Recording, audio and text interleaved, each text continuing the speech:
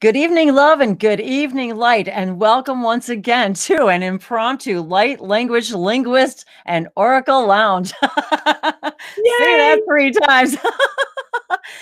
Thank you. Oh, sorry, guys. Hang on. Hey, it's all muted now. We're good.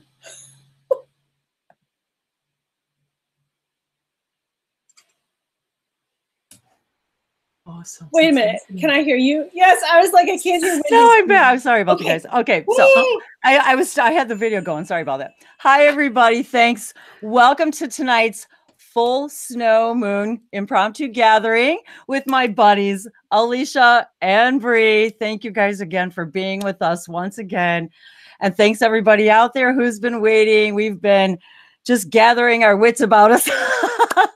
We have been really, really busy, all of us respectively. Thank you if you're joining me for the first time. My name's Wendy with Languages of Lights, Alicia with Temple Beautiful, my buddy Bree. I don't know if she's got an official thing yet. My name's Bree. I do my thing.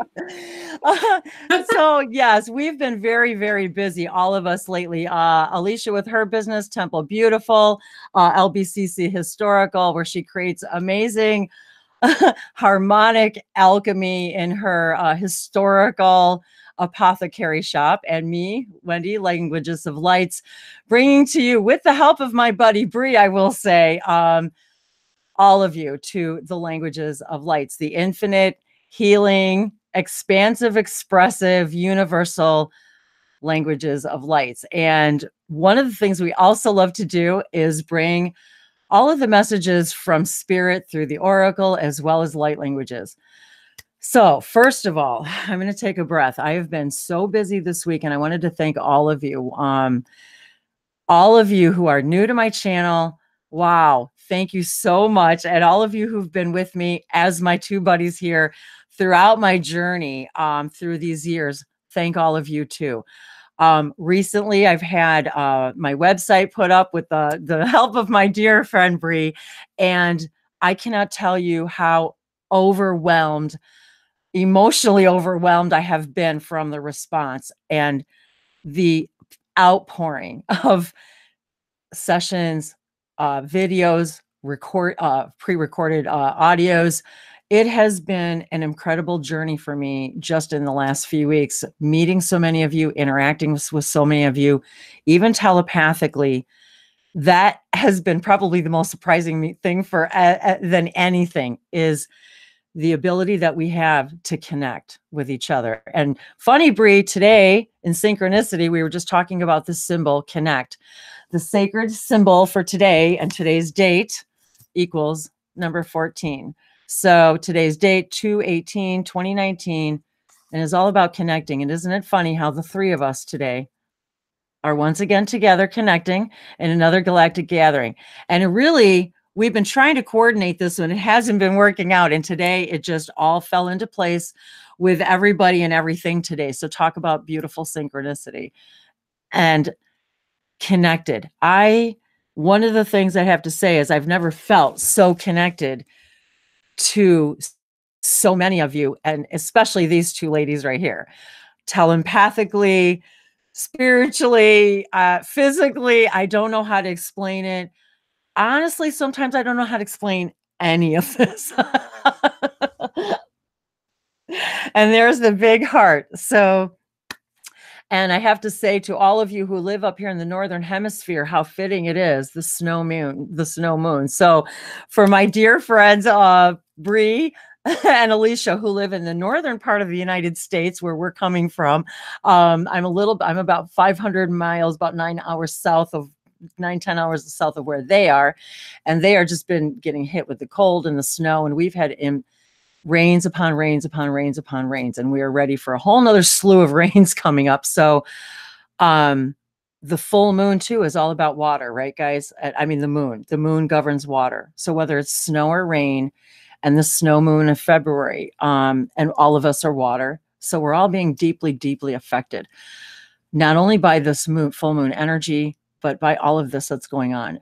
I experienced in this last year, and we were just talking about this recently, 2018 has been probably the most grueling and but yet the most rewarding and expanding year I had ever had. And ushering into this 2019 has been a roller coaster, an absolute, every single thing. It's like, once you think you've got it, you know, the universe reminds you, you got another layer to go, and another one and another one. And none of us are immune to this. And so it has been a tremendously, it's been so tumultuous, but yet I think we would all agree that the hardest work is the most rewarding, right? And it really, every minute of everything that I've done, not just all of this, has been a complete labor of love, an absolute labor of love, because I've never done anything as passionately and as completely and so fulfillingly as I have in the last year. And especially in the last, I would say 5, 6, 7, 8 years since I began this journey. And with the help of all of you celebrating this past January. It's hard to believe, Bree, it's only been a month. Oh my God. It's only been since January that I've celebrated my 4-year anniversary on YouTube, and celebrating all of this and me, and bringing all of this together has been an amazing experience for me. And it just, every single day I learn and I grow and I cry and I wonder and I worry and I fear, and then I move through it, do it scared, walk through the fear. I have had so much of that with myself and so many of all of you the last couple of weeks and months, especially of all of us. It's like all of us are so ready to jump, and we're like right at the edge, just scared to death to take the step. But it's like, but we're all ready to go, and we don't know what to do next. And so we're all finding each other. We're coming together to find each other, to say, I feel like right now I'm seeing, like, when people do the parachute, and I've never jumped out of a plane, you know, God love you who do. I've parasailed, yikes, even 750 feet in the air, unless I'm dreaming, that's scary. So, but I feel like that, like we're all finding each other, and we're all floating in this ether of love, and we're all trying to, and all of a sudden we're finding each other, and we're grabbing each other's hands, and we're like, okay, you know, we got this together. We're going to be okay. You know, just take a deep breath, and pretty soon, you know, the jump is going to be over, and then the next one comes, and the next roller coaster comes, and the next jump comes, and you think it doesn't get any better or more exhilarating. And then the next thing you know, it takes my breath away again. And I think every time I think I can't experience something more weird or sensational or spectacular or absolutely incredibly, like, can't explain, it happens again. There aren't enough days or minutes in the world, I don't think, to express all the things that we, you know, experience, especially collectively, and me and us here, the things that the three of us talk about would, sometimes we think it would really blow everybody's minds, but then we start to realize when people start responding, it's like, oh my God, I'm not alone. Thank God. Thank God you guys are talking about this, because wow, we're not alone. I'm not alone. And I'm so happy to know I'm not alone in this crazy chaos. So without further ado, I wanted to we have been dying to speak light languages. So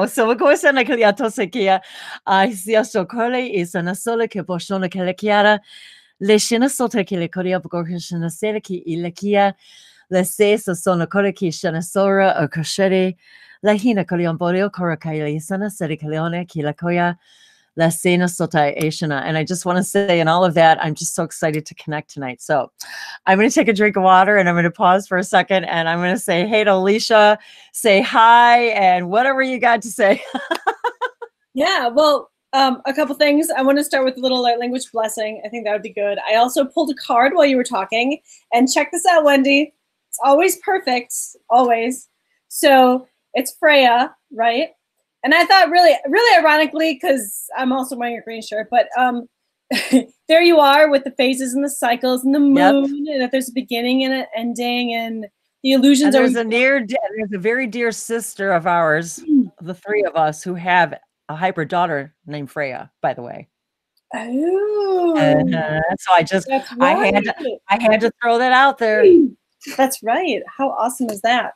So I wanted to start by a little bit of light language blessing as we continue tonight on this wonderful, wonderful try get together.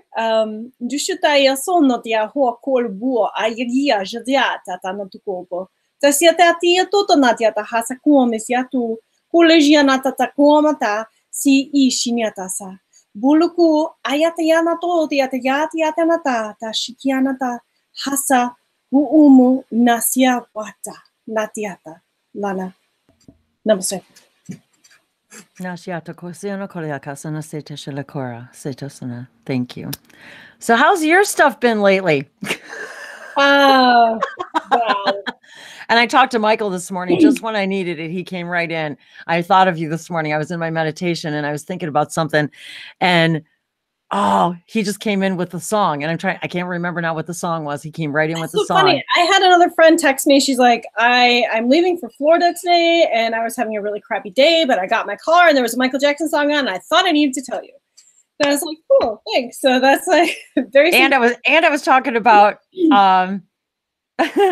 anyway, go on. Never mind. It's just been really busy. Personally, business. I've been dealing with a lot of stuff with the Super Soldier program. But I'm over the hump and things are a lot brighter. And now I'm able to hopefully in some form get that information out to help others on the path. Michael's been there with me through the whole thing. We've had so many in-depth discussions about stuff. And there I had a really scary moment too, where I was talking a little too much, I think, of specific things. And I got hit with vertigo.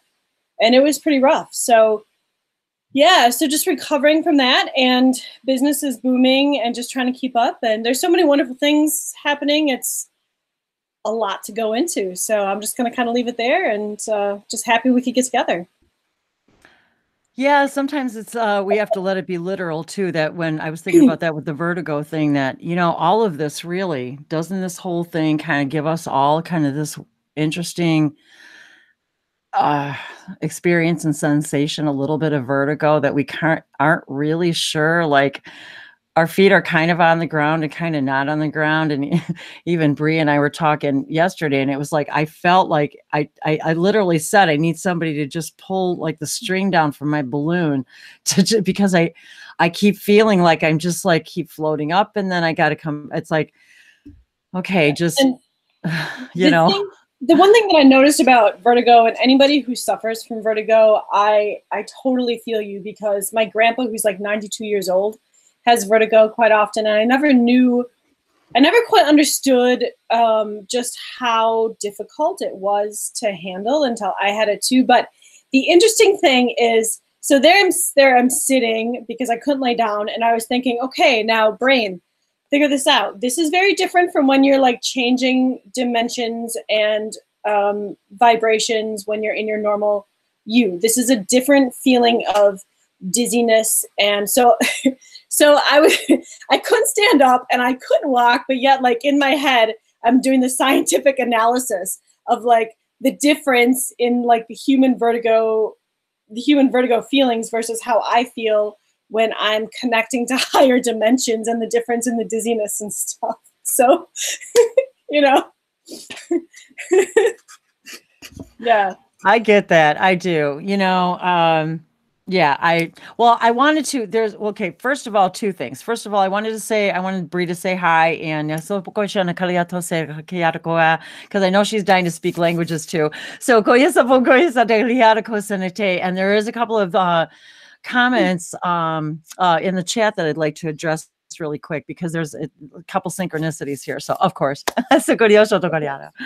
Well, let's address those first, because actually somebody said that they also suffer from vertigo.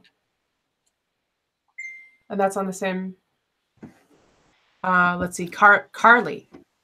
Oh, wow. Okay. Well, that's interesting because... Oh, and Val.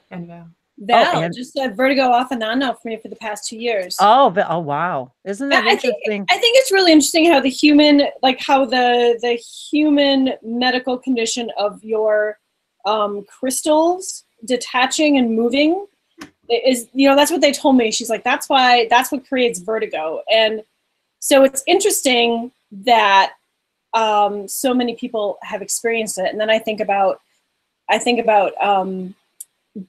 jumping the vibrations and Yes. how that could affect could affect. This is what I was thinking about, and you and I actually haven't had a chance. We've been so busy, we actually haven't had a chance to even have a conversation about your vertigo, because one of the very first things that I was receiving when you were talking about it, and we never really got a chance to dive into it, was that's exactly the first things I started hearing was, you guys have got to start giving yourselves credit for what the hell you're doing.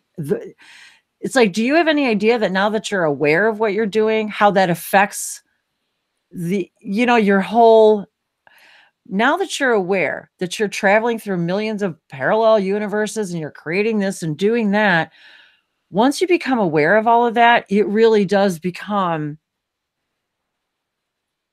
you almost feel, even though you're connecting to everything, there's this feeling of disconnection, almost like now you don't know what's real anymore. And you begin to question everything. And now you're questioning all of these things that are happening to you. But I find it very interesting now, all of these people discussing that about vertigo, because wouldn't it stand to reason then, if we really are changing our cellular structure and we are becoming a new vibrational species of being, that we would experience things which many of us have in tandem. I mean, literally almost at the same time. And when we say that too, when we say, well, I had that years ago, or this was years ago, we have to remember, well, not really. That wasn't years ago. Not really, because that's not really the way it works. And so we're all experiencing it, even if you're talking about it right now, you're having that experience that you had it, but it's still, you're talking about it and you're having that experience of remembering it right now. And as we're moving through these realities, and I even remember Bashar saying, and it was a little hard to explain it, that, to understand or comprehend at that time, that time starts to become slippery and malleable, and you start to, and can you see how then you would almost start to feel vertigo-y because you were, that feeling that you get kind of queasy when you're looking down and there's just this abyss below you, even if it's a 6-foot ladder. I'm telling you guys, that's the reason why I went parasailing, because I had such a fear of heights. And I thought, well, maybe that'll help. I really did think that. And yet I still to this day get vertigo even on a 6-foot ladder. It's just, it's disconcerting when your feet aren't on the ground. And this is one of the reasons why, as odd as it may sound, in order for us to really reach and experience the things that we want to reach, we do have to continue to ground. And I even find myself, because of what I do, I'm always way up here. So I've got to continuously, I walk. That's one of the reasons I walk. And I actually went on an extra long walk today outside, because I really needed to feel I needed to feel the ground under my feet. I needed to feel the crunch of the rocks, and I needed to feel earth around me. I needed to breathe. I needed to see the sky. It was like, I just needed to, it's almost like you needed to ground in order to expand. And I wanted to say something about today being connection, and clear vibration said, I can't seem to release the guilt and sadness that has been with me in this lifetime and my past life. And it's interesting, because this has been a real,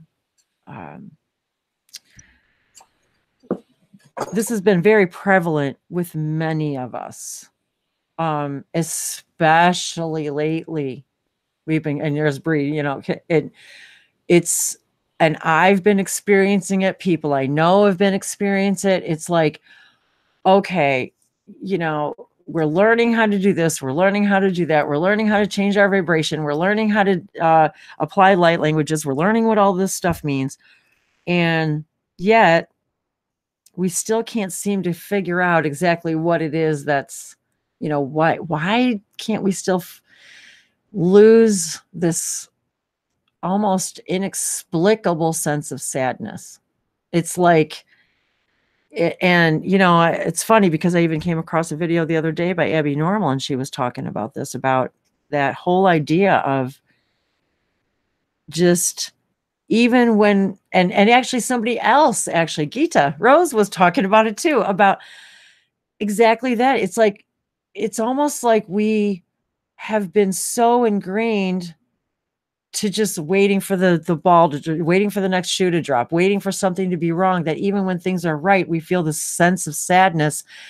And then we're even mourning, and this is so normal, we even mourn the things that aren't good for us anymore. Even though we have to let it go, there's this almost this underlying sense of sadness that we're almost afraid sometimes to be happy, afraid to be successful, because we're afraid of how drastically it might change our lives. And I think sometimes we, as a collective, sometimes it's easier to hang on to that sadness because it's just easier and more comfortable than doing it scared, than jumping off the cliff of feeling. Nobody wants to feel that vertigo. So they're all, you know, well, I'm there, but now I don't know what to do. You know, it's like, I want to jump, but I sure as hell don't like what's behind me either. Yeah. You know, it's yeah, go ahead. No, go ahead. So I was shuffling the deck, and white eagle spirit ancestor. Oh my God. And this is so, I mean, not only with Wendy, because Wendy's all about that. But it's so true. It talks about connecting to our lineage, a family wound or pattern that can be healed now. White eagle is a Native American shaman who is dedicated to honoring our spiritual heritage. He is a world-renowned spirit guide who has been cherished by mediums all over the world. He guides and helps create clear channels in the bloodline of our spiritual lineage so we can access the heart of the Creator. He also helps us move into sacred ceremony where we can hold sacred space to honor and change transitions. Celebration or anything else that deserves time. He is wonderful for clearing spaces, and you can call on him in help of forging spiritual connection. So it says, take some time to honor just how far you've come, right? I mean, isn't that what we were just talking about? Yes. Recognizing through ceremony and ritual the shifts of your awareness, healing and journey allows you to move into the state of grace and gratitude. You have recently had opportunities to heal an old family wound or pattern. It's important to connect with your family in spirit so that you can set new energy of love and peace. White light or white eagle is bringing your ancestors through to you and allowing you to know that they are all happy and well. He is sounding a sacred drums to clear your spirit.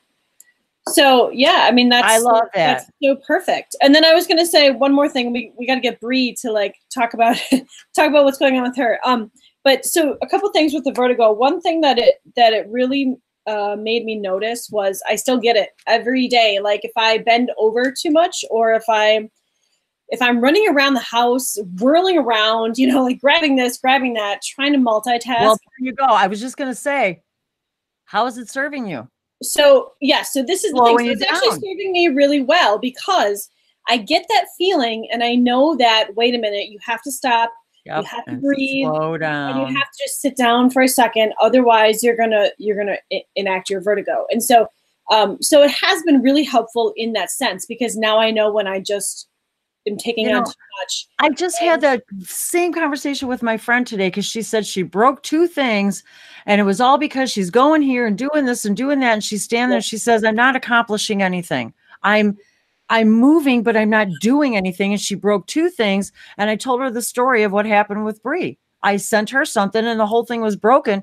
It was all because I was it was like I wasn't focused and centered. I was in such a hurry to get it done. And there I didn't even take the proper care that I would always take normally. It was like, and I was thinking, what was I thinking? You know, it just, and you know, right before the vertigo, well, right before and after, I just broke 2 things too. I broke the Ramses ring that he sent me right after. I was like, hey, did you send me this ring? He's like, I did, because we need to solidify the connection. I broke that ancient Egyptian ring. And then I broke, you know, those teacups that I was using without the handle? Yes. I broke the freaking saucer. So I broke two things as well. And the other thing about the vertigo, so I was talking to Ramses and I said, how come I don't like feel you, like haven't really felt you around for a while. We really haven't connected on an intimate level lately. And he's like, that's because you need to ground. And I was like, oh, okay. And there we go, talking about grounding. Hey, Jody. Yeah, Jody. I had to give Jody a shout out too. Hey, you guys. You know, it's funny too. As soon as you pulled that card, I had just flipped over my native spirit deck. Gathering your tribe is the card right on top. This is exactly what I was going to say when they were asking about this, the fear, why we're holding on to this fear. This is why we're finding each other now and we're gathering our tribes now again, because we're done with that. We're done with that. And now we're gathering our tribes so we can hold each other up and say, we're done with that idea anymore. It's time to release that. It's time to remember what our ancestors have known all along, that and we all know this. The three of us know this. This is not new stuff. This is not new age. This is ancient, old age stuff. All of it. None of this is new. The fact that we now believe and know that there's other beings out there besides humans. Well, I think all of us, anybody watching this, I think knew that since the day they were born. I mean, seriously. Way. What? No, I shouldn't. You know, it's hard though, because there's so much brainwashing and so much programming on, like, you know, quantum level. I shouldn't say it's hard. It's just, if that's all you're ever exposed to your whole life, then you fight anything other than what you've been told. Your ego fights. Exactly. So, but that's okay. We're moving out of it. Everybody's having to ask these questions now, whether they want to or not. I mean, have you guys seen the news about all the UFO stuff coming out of every which way, left and right? There's a lot happening in the disclosure front, and I'm not going to get into how it's, you know, we shouldn't be waiting around for any official source to disclose any official information that they're going to be officially keeping a certain way. So you know, but it's exciting. There's a lot of exciting stuff happening. It is very exciting. And Bree's got all kinds of changes going on in her life, and yeah, it's been crazy. I do. Yeah. I wanted to say about the vertigo thing, we're going back to it because I heard Lisa Transcendence Brown talk about this too, as what people term as ascension symptoms, which that term in and of itself does kind of imply like the mindset of there being something wrong, or there being a symptom because there's something wrong. And that's not what this is about, because, you know, we're all literally shifting into higher vibrational constructs of physicality and non-physicality. So there's a lot happening and shifting, and we have to respect that and give ourselves time and be easy on ourselves, and you know, really tune into ourselves, because if we have some weird symptom that I've had this happen so much recently, where some random weird symptom will pop up for like a day or two. It'd be like, I'm suddenly like, my arm slightly hurts all of a sudden, or like, oh, my foot's kind of, or oh, my neck's a little, oh, I'm feeling this slight discomfort in the back of my head. And I'm looking at this stuff and I'm like, wow, that's an interesting sensation. Instead of being, oh my God, I have to, 911, hello. You know, it's like, just give yourself a moment, like, hold on. I even had it with my heart. I was having like heart pain, but it wasn't like, it was just this like painful discomfort. And I intuitively knew I am my physical body, my chakra is like upgrading and opening, and I'm having shifting happening. And so I'm going to be okay breathing through it and everything. And of course, you know, just trust yourself. And I'm not saying don't follow medical advice, but I'm saying that there's a lot happening on energetic levels right now that we really need to respect and take our time with and be easy on ourselves, you know, and don't freak out. Don't freak out. Like, I can just imagine what it would be like for people who don't know that this is happening, that the Schumann resonance is rising. We just had another spike in the Schumann resonance. Speaking of that. And you know, I'm glad that you said that, and I want to expand on what Alicia was talking about too, about the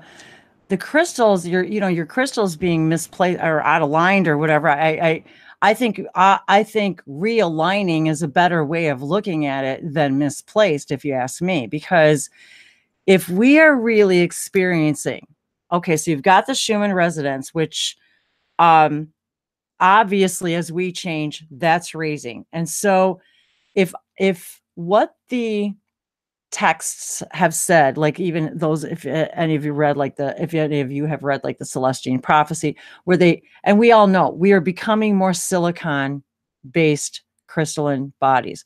So then wouldn't it stand to reason, if you're becoming more of a crystalline being, wouldn't it stand to reason then, as you said, that your physical crystalline body would be, and I don't even want to call it, because you can, no matter how you define it, is how you're going to experience it.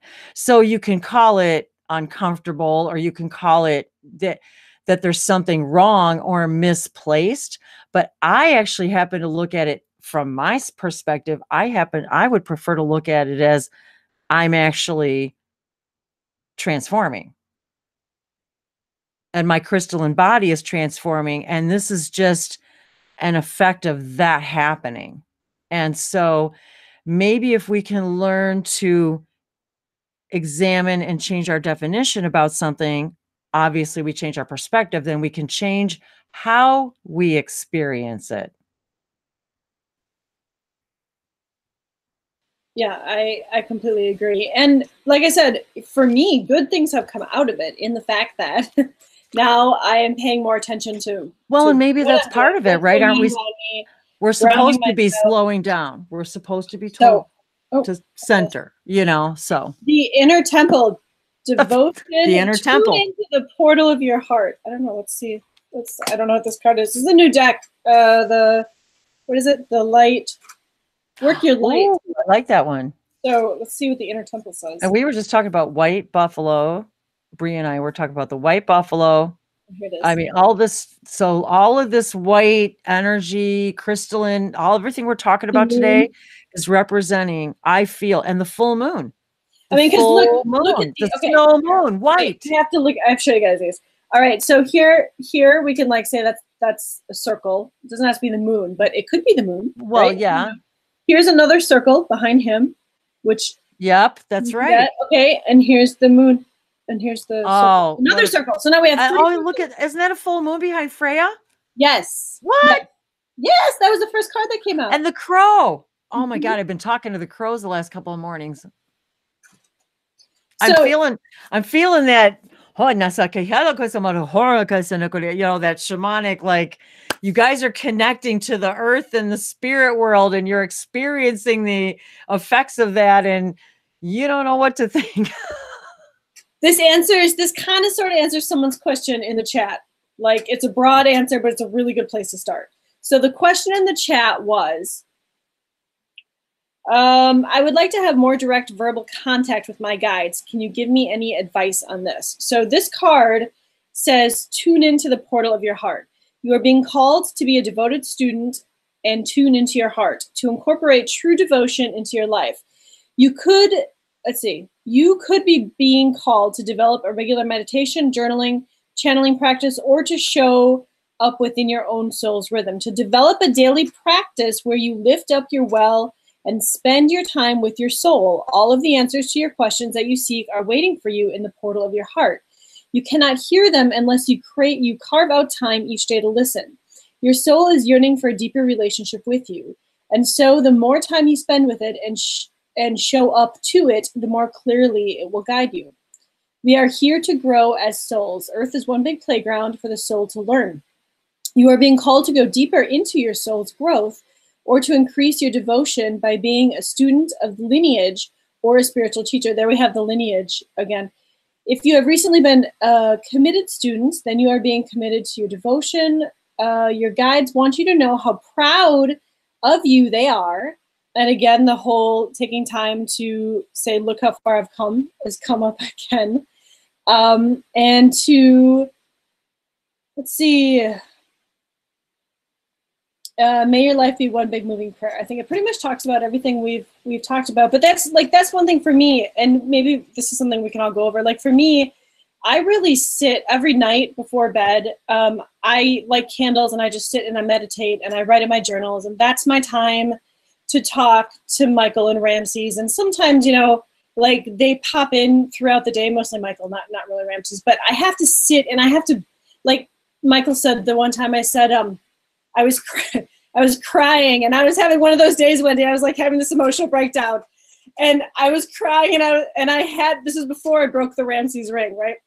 And so I showed my ring and I was like, so Michael, the Ramses ring still works? And he's like, yes, my dear, the Ramses ring still works. And he said, I said, what? I said, but you guys aren't here when I need you. And he goes, we're always here, but you need to sit and be with us. And so you have no idea how synchronistic what you just said. I just said those exact same words to someone just yesterday. We always say they're not listening. It's like, and they're like, we're always here and we're always listening. It's your perspective. It's you who doesn't hear. You're not, or we send you the signs, but you think the sign has to come in a particular way.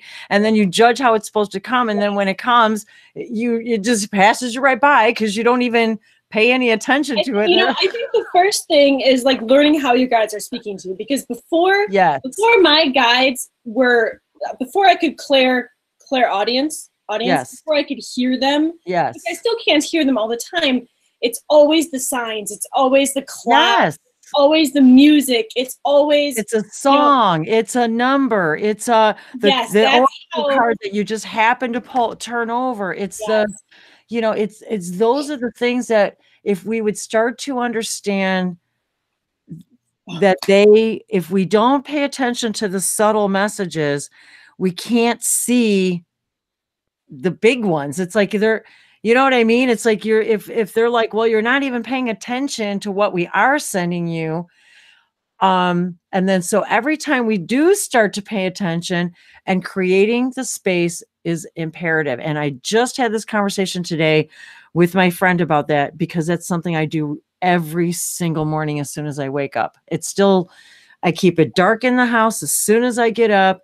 Sometimes I light candles, sometimes I don't. It depends. Now today I did. And I'm usually for a minimum. Now I'm able to do that because I get up early and I have the ability to have that schedule. I typically will meditate at a minimum for at least 2 hours every morning, in pretty much the dark too, because I like to have that time where I haven't quite moved out of the sleep mode yet, where I'm still connected. Funny how we're talking about connections and even gathering our tribe. We're connecting with each other. We're finding each other. And isn't it weird how the more and more of us that are speaking light languages, the more people are coming out and going, oh, wow, I do that too. Or I didn't know what that was. Or I didn't realize, or I've been drawing this stuff and I didn't know what it was. Or so the more of us that are sharing and connecting this stuff, this is how you start to talk to your guides, by paying attention. I actually, when it's funny because they'll say even to me, like, okay, you have the tools, and knowing it it's the action of doing it that makes it happen. You can't just know it and then say, well, I know that, but if you don't create the space, create the time, and then you have to create the place to connect. And, it doesn't have, I know what it's like to work full time and have kids and have a business and I know what that's like. And, that's when I started getting up earlier in the morning, even though that was the last thing I wanted to do was get up earlier in the morning. But it was the only thing that kept me sane, because it started my day, because now I felt like I was more in control of my day instead of my day being in control of me. And it started to set the pace. And what happened was, once I started doing that, and then I started changing little things in my life, like walking out at lunchtime. I would start walking in nature. I used to just sit in my car and read. I was an avid reader. But I started actually, my guides were telling me to, you need to get out. You need to be out in the nature, in the trees, taking a walk. And it wasn't until I started doing that. And the funny part about it is, once I started implementing those little changes, it was then when the big changes started to actually happen. The job you hate, the place you don't want to be, the relationships, all of a sudden, all of those big things started to take care of themselves, because I was taking care of the little things. I was centering myself. I was taking care of me.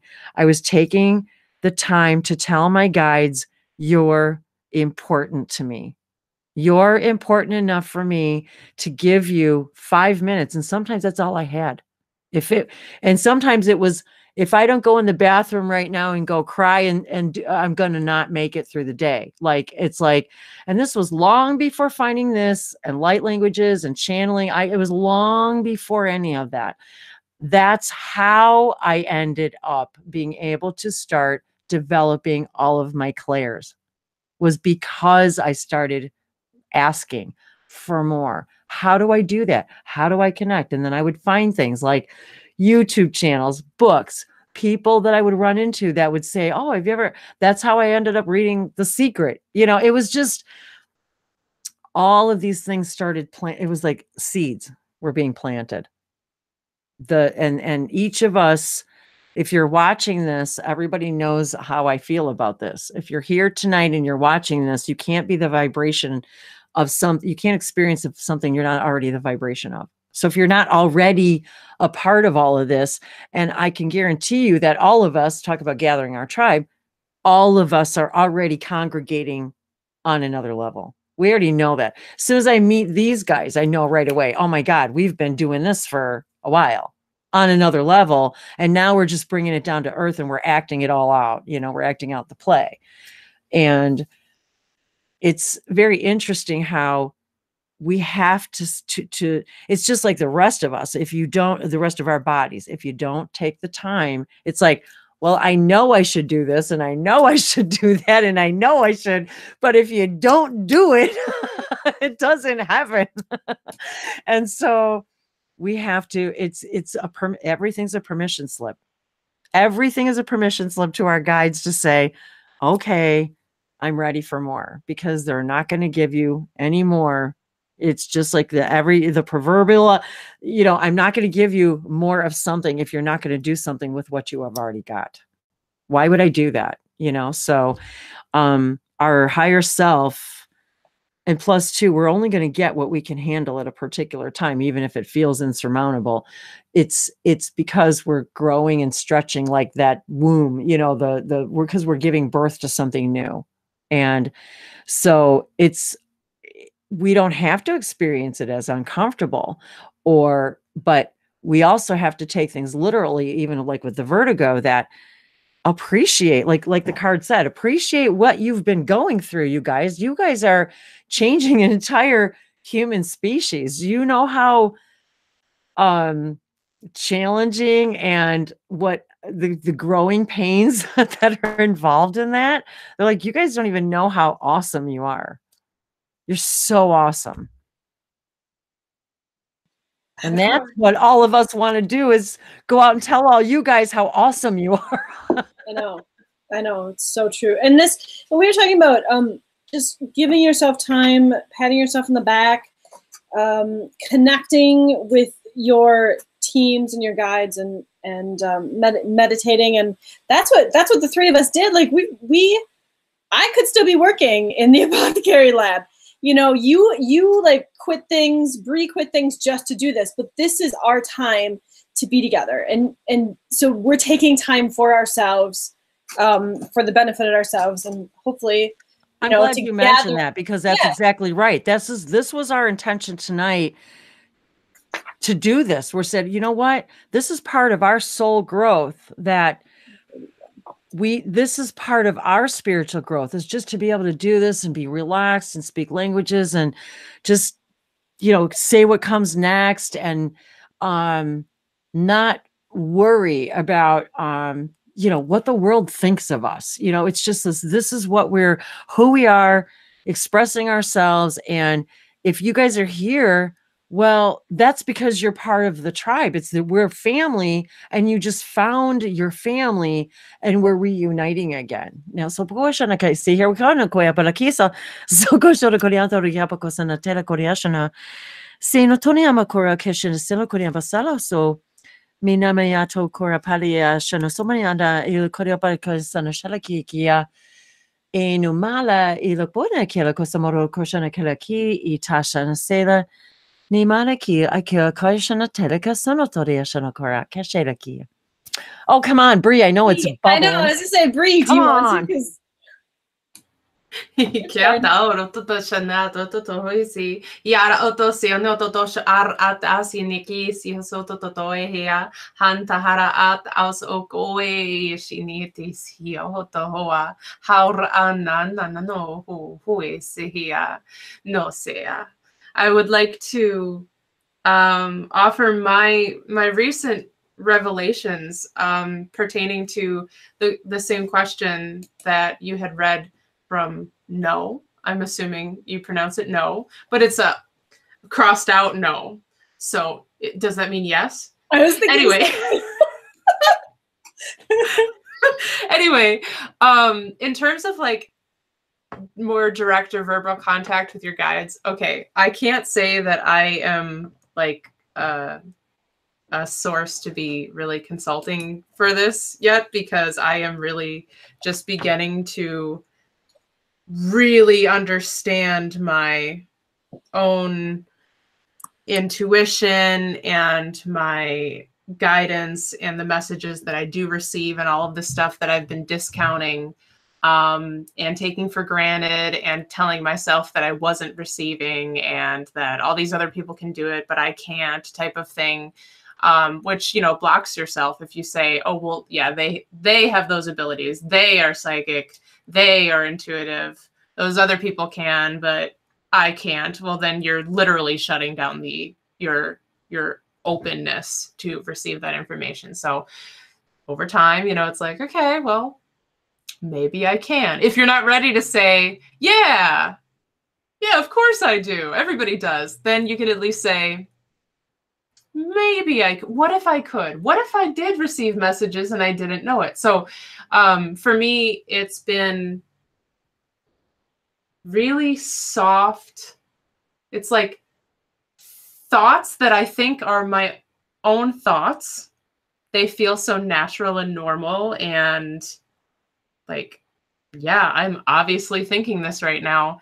And I'm starting to realize that sometimes it is very blatantly a message. And here I thought it was just a thought, just a normal thought coming through my brain as we understand thoughts to be. And this gets into the whole, we can go into all the quantum physics of it, which I absolutely love, like thinking of like the space that we occupy being like this ocean of energy, and there being like different colors that we can walk through, or that can actually pass through us. And those different colors, those different frequencies, those different vibrations are different energies that you can pick up as a certain thought or a certain feeling or a certain like, I wonder if this is going to happen, or, and so it's like, just because a thought comes into your mind does not mean that it's yours. And it does not mean that you have to believe it or have to do anything about it.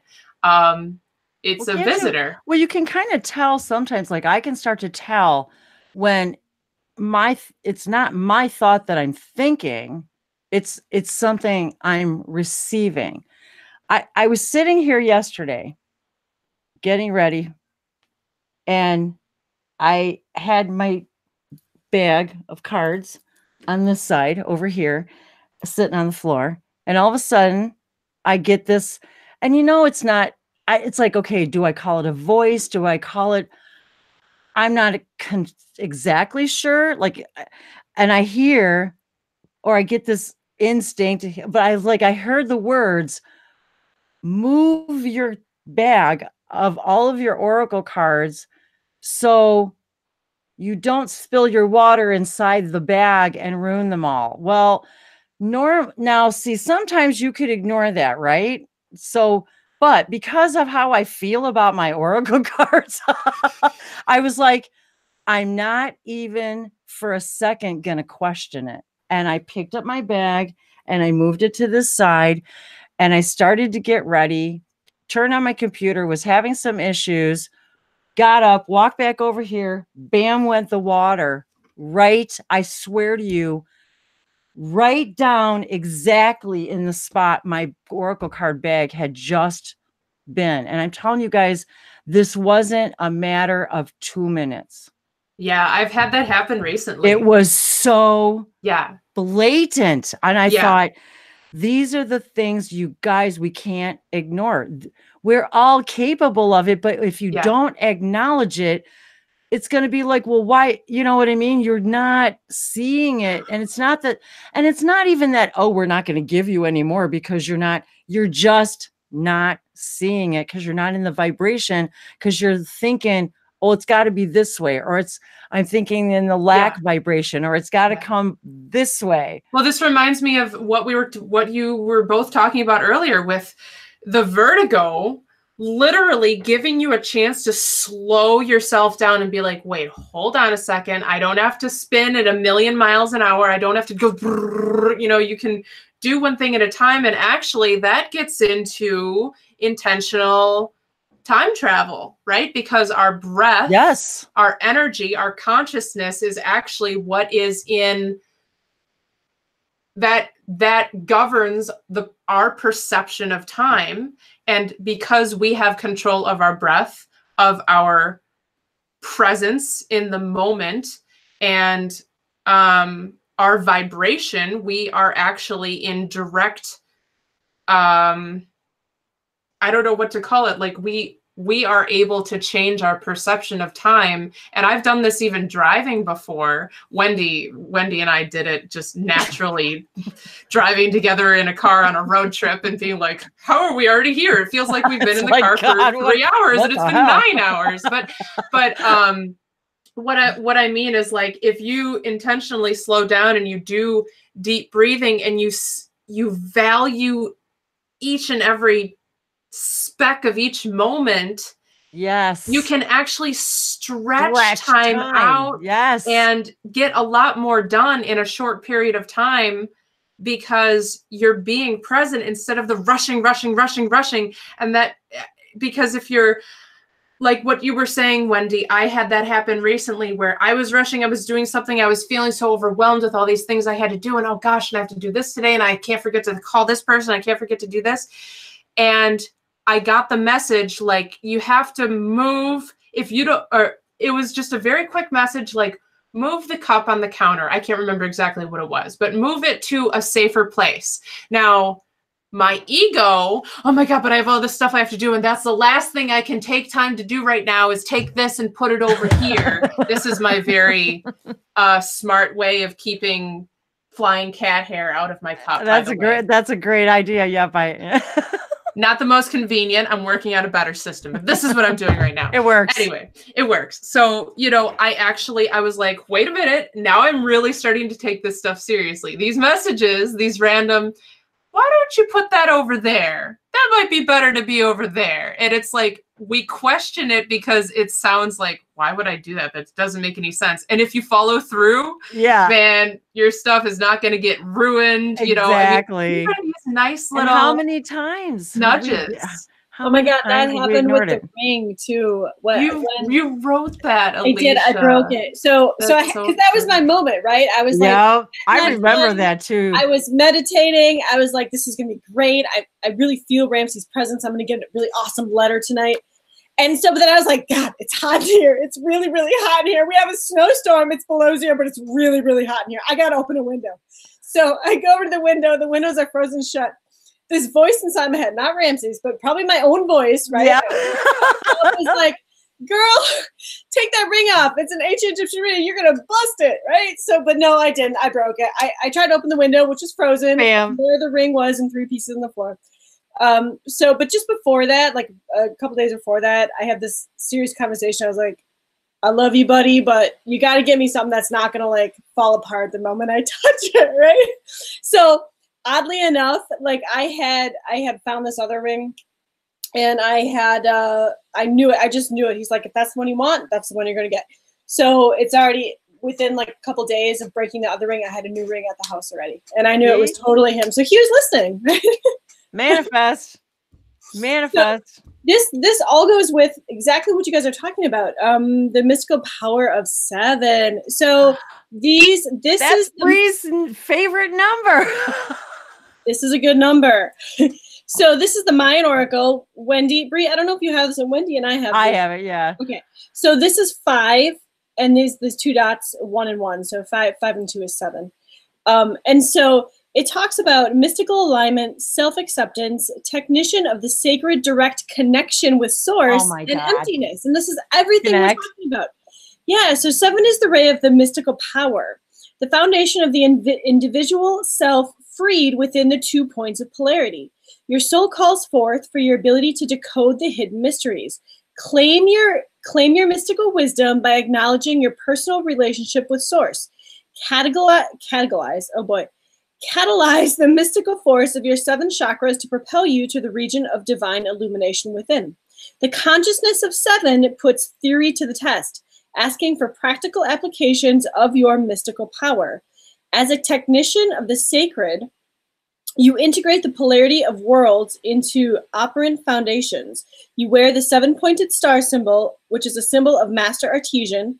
Combine your feelings and intellect to transmute matter into mystical consciousness, standing in a simple self-acceptance. Self-acceptance, right? That's what we're self-acceptance. We all need that. We just need to accept us for who we are, as crazy as things sound, right? I like that. That's what so the heck? awesome. Is that the 7-pointed star, Bree? Sure is. Oh my God. Are you kidding me? I am not kidding you. Yay! I got this at the Pyramid Conference. Okay, see that. At the Global Pyramid Conference. I didn't even remember. 7-pointed star, pyramid, and the 3 of us makes Wendy, that makes your Syrian symbol. Oh, and 7 and 7 equals 14. What the heck? And you know, that's pretty crazy.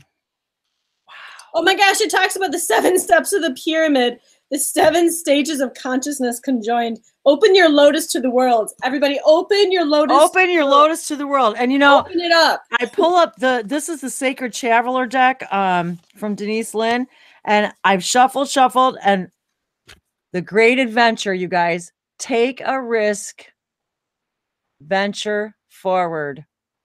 So, and I want to say to all of you guys, when we're doing these cards, if you're looking, I mean, if you're watching, these are for you. Every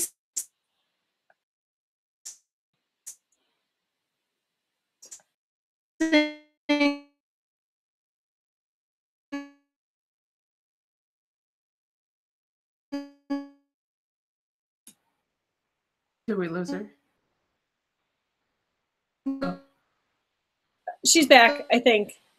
Oh. Maybe not.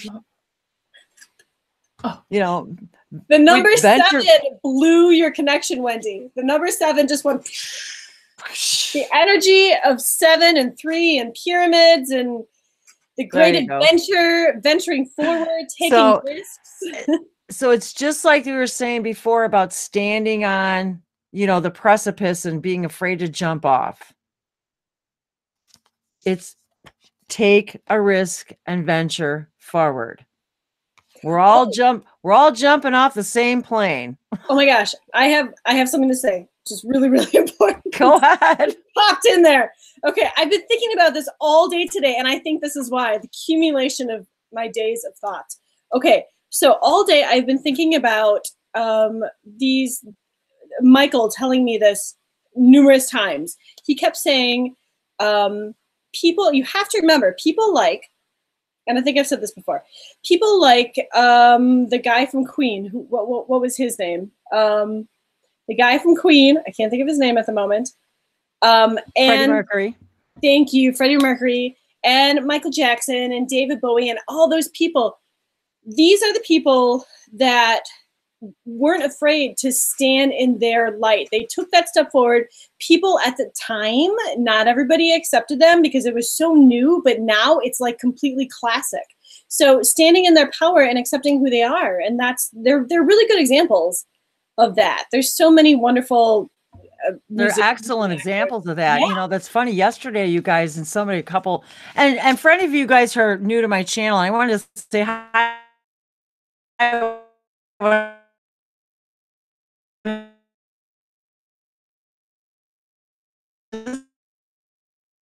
Remember, everything's connected, and everybody, like I was watching, was it the Elvis tribute last night? It was just happened to be on, and I was thinking about how music has completely and utterly changed my life.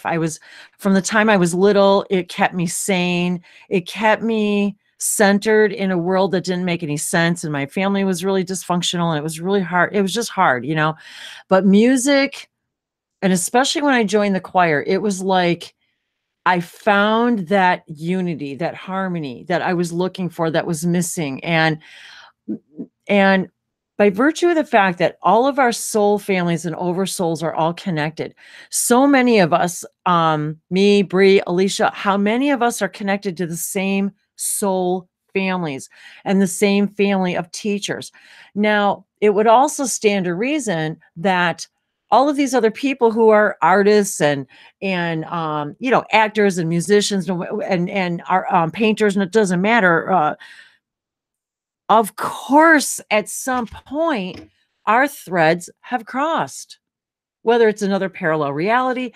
I have seen myself with these great artists, being a part of their lives, you know, and it's like, you can't make it up, because you can't experience something you're not the vibration of. So when I have this overwhelming affinity, when I look at a Monet painting, and this was like 20, 30 years ago, before I knew anything about anything like this, I somehow felt like I was connected to him, like I was connected to that artist.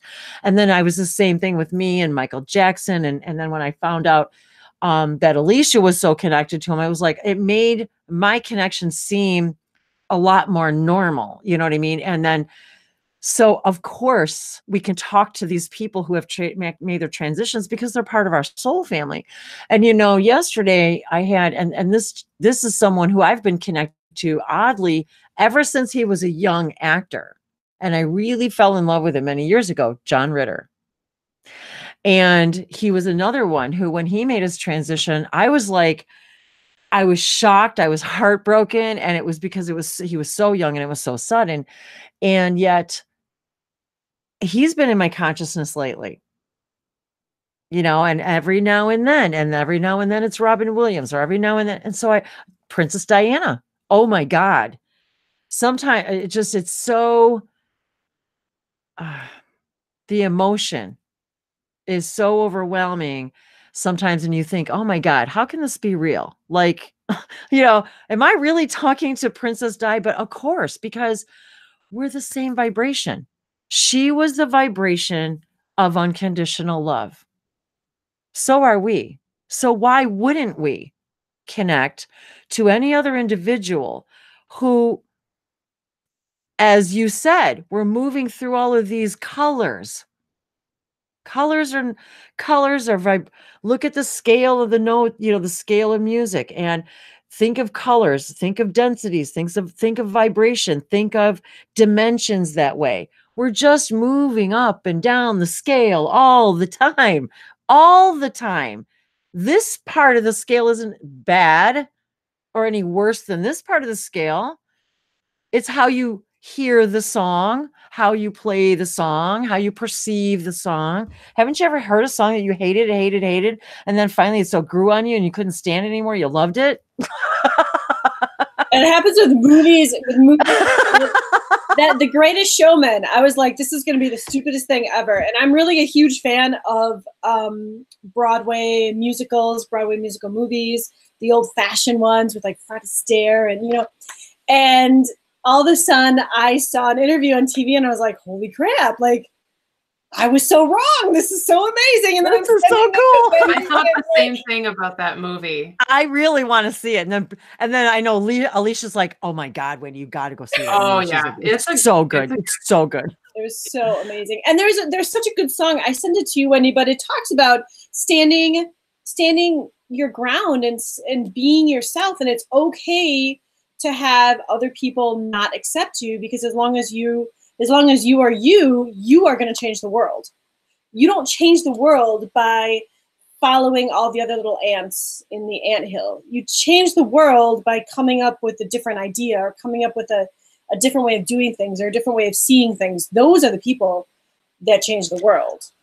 And imitation is the highest form of flattery. But what I will say is that all of us are so busy trying to imitate each other that we don't even know what our own colors are and our own voices. And so we're so afraid to step out. And yet look at us here. I was scared to death, and Bree's known me since, I was scared to death to put myself out there. But it was like, to me, there was no other option. Like, it was just, well, this is something I do now. And now I know this is something I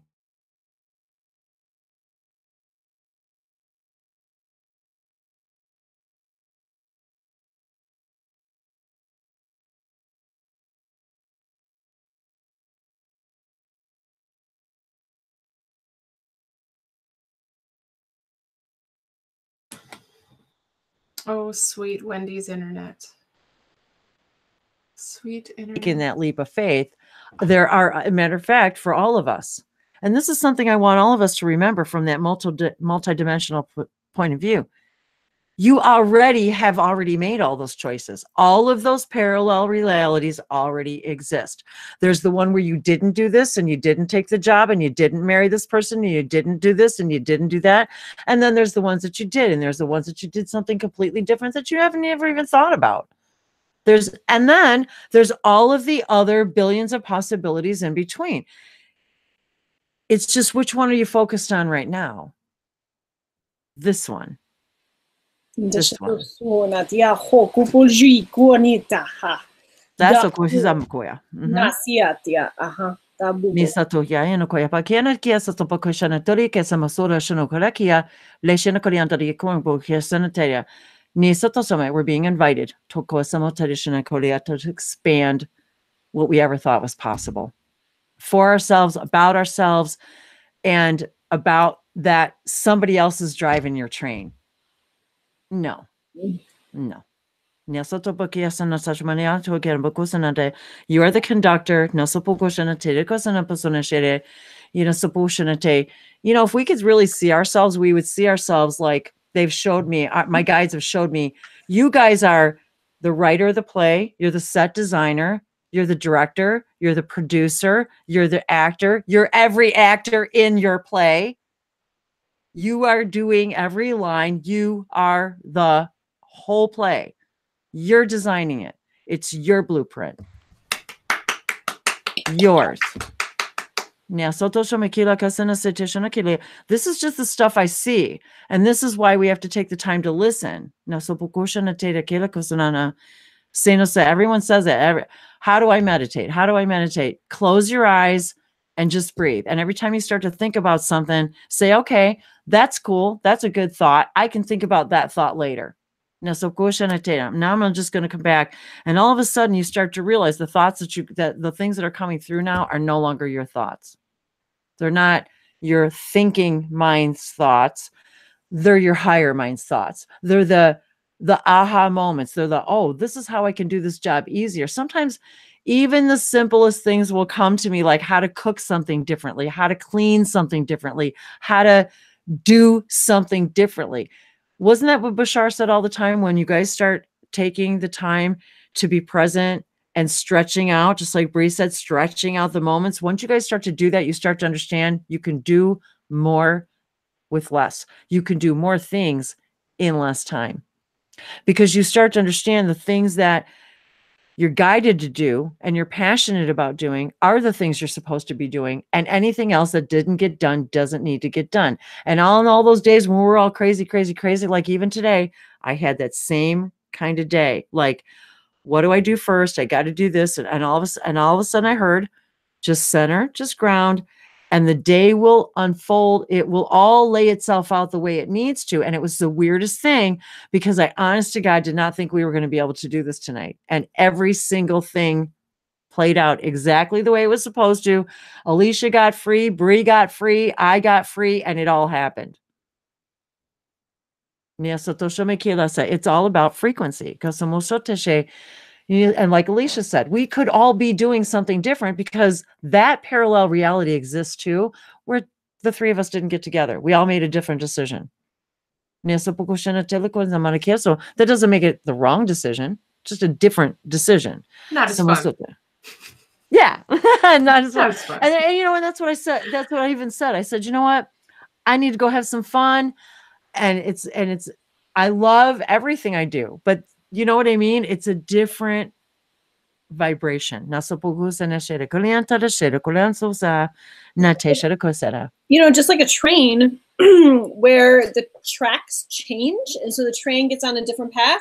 You are in charge of pulling that switch to change the switch. I don't know how to. That's a good analogy though, because even Bashar said that. He said pretty soon you guys are going to see that the train tracks are going to start to split, and if you don't get on the track you really want to be on, you're not going to be able to, because frequentially, your frequency, it just won't allow that to happen. And I think anybody who's awake enough is already able to see this happening. We're all deciding on a collective level which general collective frequency, parallel reality we desire. And as all of us start to make those decisions, those are the ones who are having these gatherings tonight. Like, you know what I mean? Those are the ones who we're gathering our tribe, and we're like, oh, we've made our decision. We're on this track. I have an example of that I would like to offer. Please share. My beautiful example of turning down some garbage that would have made me walk in a living nightmare was looking at jobs and applying to some jobs recently, some part-time things. And I started to apply for this job for selling a coffee machine or whatever. And this is going to be temporary. And so I got the information, they responded to me, and they're like, yeah, great. Okay, well, here's all the information. This is the company that you would be working for, Nestle. And you would be selling their Nespresso coffee machines. And you know what? I am going to say this publicly, because you know what, Nestle? You got to stop it. All right? You got to take your aluminum pods. She's going to do it. I'm going to do it. Your aluminum pods that you're saying are better than plastic? No. No. I'm not going to be boiling aluminum and drinking it on a daily basis and thinking that it's so convenient and luxurious. It's so luxurious to give myself aluminum toxicity that I'm already dealing with. You know, I've cut it out of my deodorant. I've cut it out of my, you know, not eating things out of cans as much anymore. Still sometimes. I had to get my cat off of it. I can rant. But needless to say, plus the pet food industry, when I worked in the pet food industry and I learned about Nestle buying out all these brands and producing pet food that they shouldn't be producing because they're not doing it very well. Anyway, I was like, you know what? As much money as this job takes, don't think I need that in my life. And I told them, I said, I ethically and morally and consciously am unable to do this for something that is harming people's health and the planet's health. And so And I'm what sorry. happened right after that? As soon as I did that, it was actually that day or the day after, I saw a job recommendation come into my email for a teaching position after school. And as soon as I saw the job, I started to cry. And that right there will tell you, guys, your emotions are your gauges. That is your gauge to determine what way you, if something comes into your life and you want to get up on the rooftop and scream at the top of your lungs and do a dance, that might be the direction that your soul and heart is like, hey, that's good. And then something else will come and it'll be like, but this pays a lot of money. And this is so much fame and fortune. And people will say, hey, good job. So, hey, you know, society is telling you that why don't you go over there to that nice paying, you can be on a boat, you can be on a plane. And I'm like, if I go over here and I'm singing and dancing and I'm feeling good, I can be on a spaceship. In fact, I'll just be in my Merkaba and I'll be like, you know, floating through the outer space and going wherever I want and teleporting. Okay. So it's like, please listen to yourself. Listen to your heart. Listen, your heart is constantly like, hey, you should do that over there because it's really good for you and you're going to love it. And then the brain is like, but wait a minute. You have to do this other thing that you've been programmed to do. No. And it's starting to actually, to me, it's starting to get a little bit like a parody. Like the extremes of polarity are starting to literally look so ridiculous. Like the people out there that are out there saying a bunch of stuff that sounds really nice, but their intention is actually to screw people over. They're starting to, in my perception of reality, they're starting to look like parodies of themselves. It's getting so ridiculous. Whereas on the other hand, it's like people who are doing this with, you know, this unconditional love and support and like, guys, we can all uplift each other together and we don't have to compete and we don't have to fight and we don't have to, you know, grab and be, oh, well, there's not enough of this, so I have to take it all for myself. We all have enough. We all are creating enough. We're creating these realities. It's not like there's only a limited amount because that's what somebody told you. Yeah, and that goes for the water on the planet and the food on the planet and the oxygen on the planet and the happiness on the planet. It's like there is enough. There is enough. So I will step down off of my soapbox. No, I'm happy that you shared that though, because it gives people, because what it demonstrates is the vibration that you choose, and that by not choosing something that you know you would go into work every day with resistance, you have automatically, and this is what we want to talk about because this is really important, we create a new frequency of our physical being when we do that. And now the Bree that would have taken that job that would have been probably physically or mentally, I'm even hearing vertigo. Yeah, vertigo sounds nice compared to how I would have been suffocated. I've gotten out of multiple positions now that I and you feel unsteady. Yeah. When you're getting up to do a job every day that you don't feel is your true, that's in harmony with you, it starts to create a resistance in our physical bodies. And that's how we manifest physical disease. Plain and simple. And it doesn't matter what it is. Yeah. I find I've shown myself that reality so many times now. Yep. That and now I see. And now you have the discernment to know that is going to prevent, physical harm to me and mental and whatever. And so by doing that and making that choice, what happens is you get the job that's really more of your core vibration. And guess what, you guys?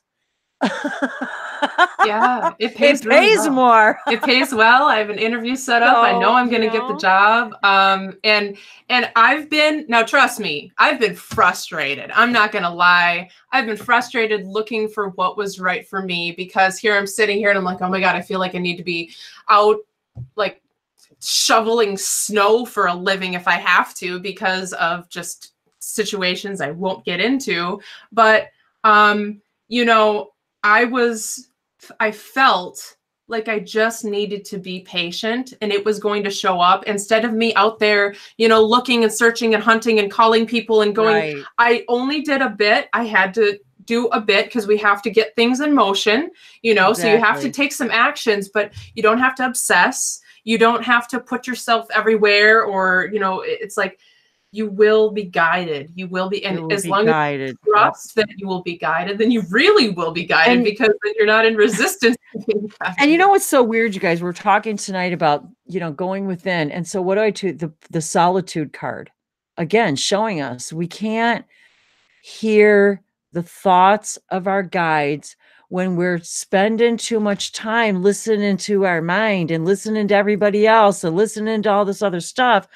And even my own guides, I have found myself them saying to me, like, sometimes I'll be thinking about something, and it's like, I kind of feel that resistance of, I don't know if I really want to think about this right now. So then I'll go, well, maybe I'll ask my guides, like, what should I watch on YouTube that might give me an answer? And it's like, I hear it clear as day.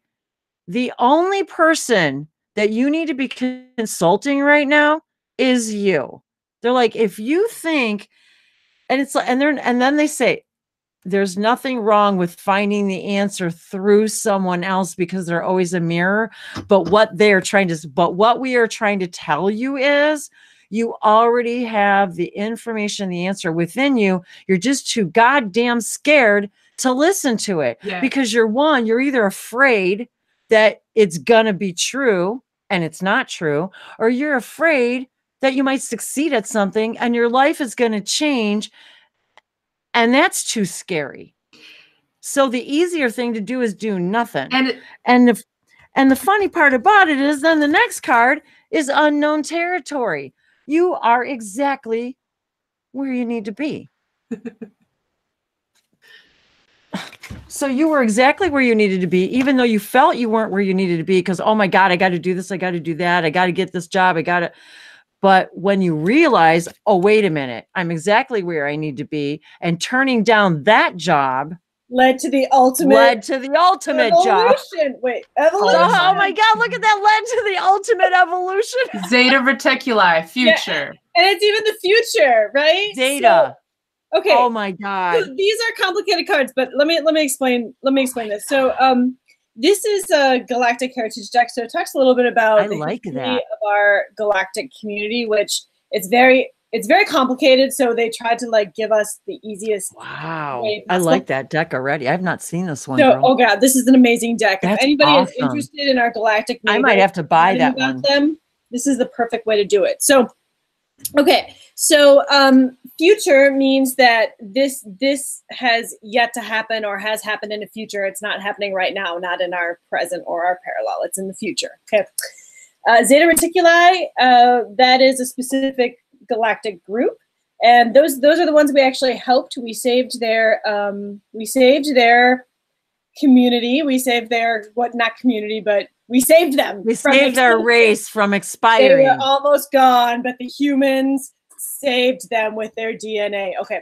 So and that led to the ultimate evolution. So it says the card represents birth of a new species. The Zetas transform themselves from a species of fear and limitation to one of higher consciousness, compassion, and love. And, like, that's kind of where we are right now, right? As a human species, right?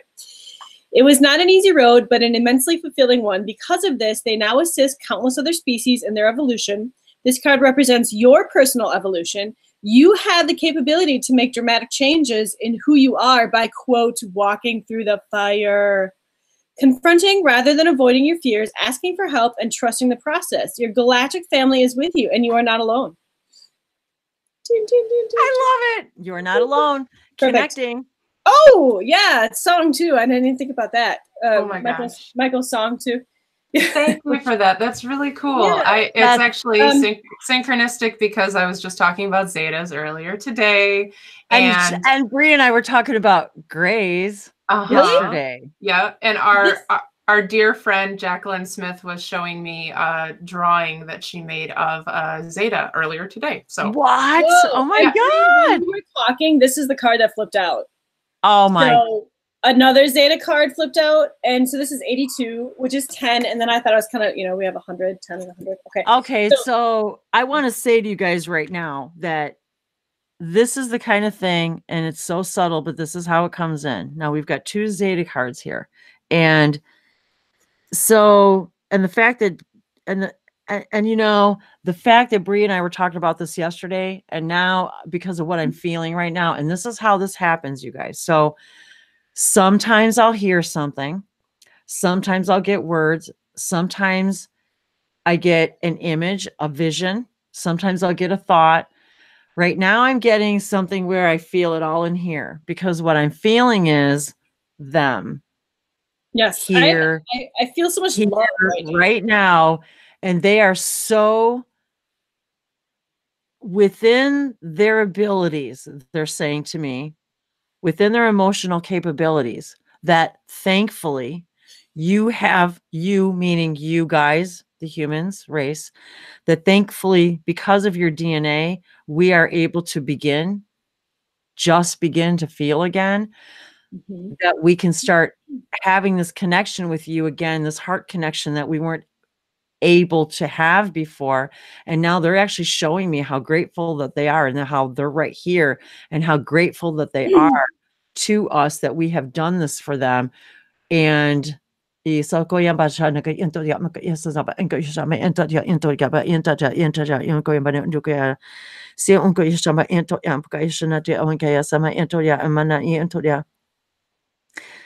Ito into jaba intasha by antoka antajabala kuya sansaba intajabo antokoya todaba geshanate yonkaya amo ononima noya so eshama ante amana udokoya shabala yasabara intoshaba intoria undamanikiokoa isoto amana to amana chashaba ina wa anima kishana duaba in kiasana seto shuma ina kaya tosama kia untashana kiaso to potekishana Meto shama kera kisana saparianta shama kera kusana situation kila indaria sana morena no akora koreana mishana kurianta samara kia tashana terekoya. I wish I could tell you everything I was hearing. Moshana tereboshana iyamasata pariasana terekoreana mana kila kia miasata shana kila. It's like how epic we are, how we've changed the complete blueprint structure of time, and how we have literally allowed a whole nother race to exist, and we are going to, and how we create, and I'm thinking about Bashar and Bashar's race, and how, because they are them and us, they are a combination of them and us, and how we're creating that next race of beings. Yes. So what I saw, because I knew what you were saying, that was going to be exactly what they're saying here, but what I saw was like a gate, and the Zetas were behind the gate, and they were looking very sad Zetas, and they were fading in and out, right? And so some were like disappearing, and then there was like a human came as to open the gate, but there was other humans on the other side. So opening that gate then allowed the Zetas to come in, and then if you flipped around and looked at it from the backside, now you have a community where everybody is working together. And then they started reappearing. The Zetas started reappearing, but in a different color. So I think that's, okay, so let me just read this. But anyway, that was my vision. So let me just read this. During the darkest time of the Zeta history, when they thought their species would be extinct, humans helped them. This immense and selfless gift will never be forgotten. Now that their species has passed through the crisis, the Zetas are returning the favor by offering us their wisdom, help, and love in a variety of ways. This is a connections card. It means that you have a connection with the Zeta race, and their energy is available to you in this life to tap into for help on your spiritual path. You have also had at least one lifetime as a Zeta. Open up yourself to their energy and prepare for your heart to expand. And where does it say here? This is a connection card.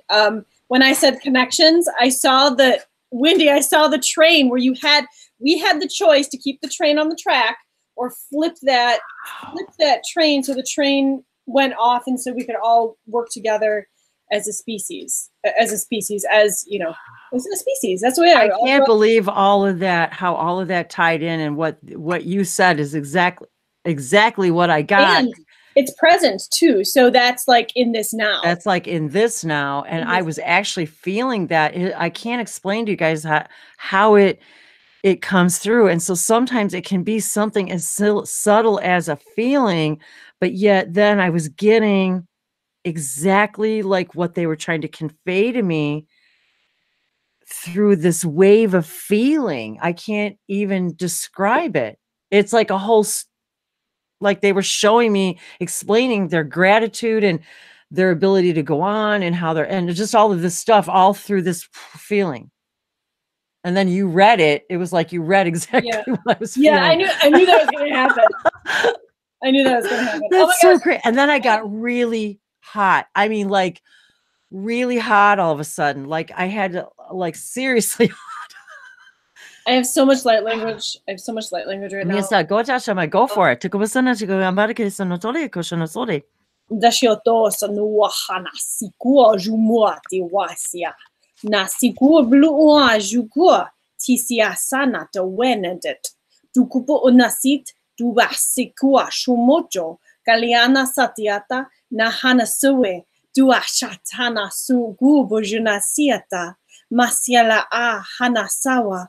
Bua shukuna masina ne minute. Dubushkwa atio ono soto teato po nasiata. Hanasa muliyashana siwa ukuti natiato guapo nasua hana. Lasiatiako nushukumisiana. Tasa huahua kulu ujianata. Buonisini yata monkutu tushiata sunuputiata. Atanenet. Bushukua shinyata saka. Mola a hata siniata. Mukupu ayatu nasata. Dununu diata no diato o. Do diato dianata dioto diata neata diota diata tato. Donia diata tatania tatato diata nantiata. Tatiata nantutia tatiata diata tatania tato diata naniata diata diata do diata niata. Tatiata dutuno diata diata.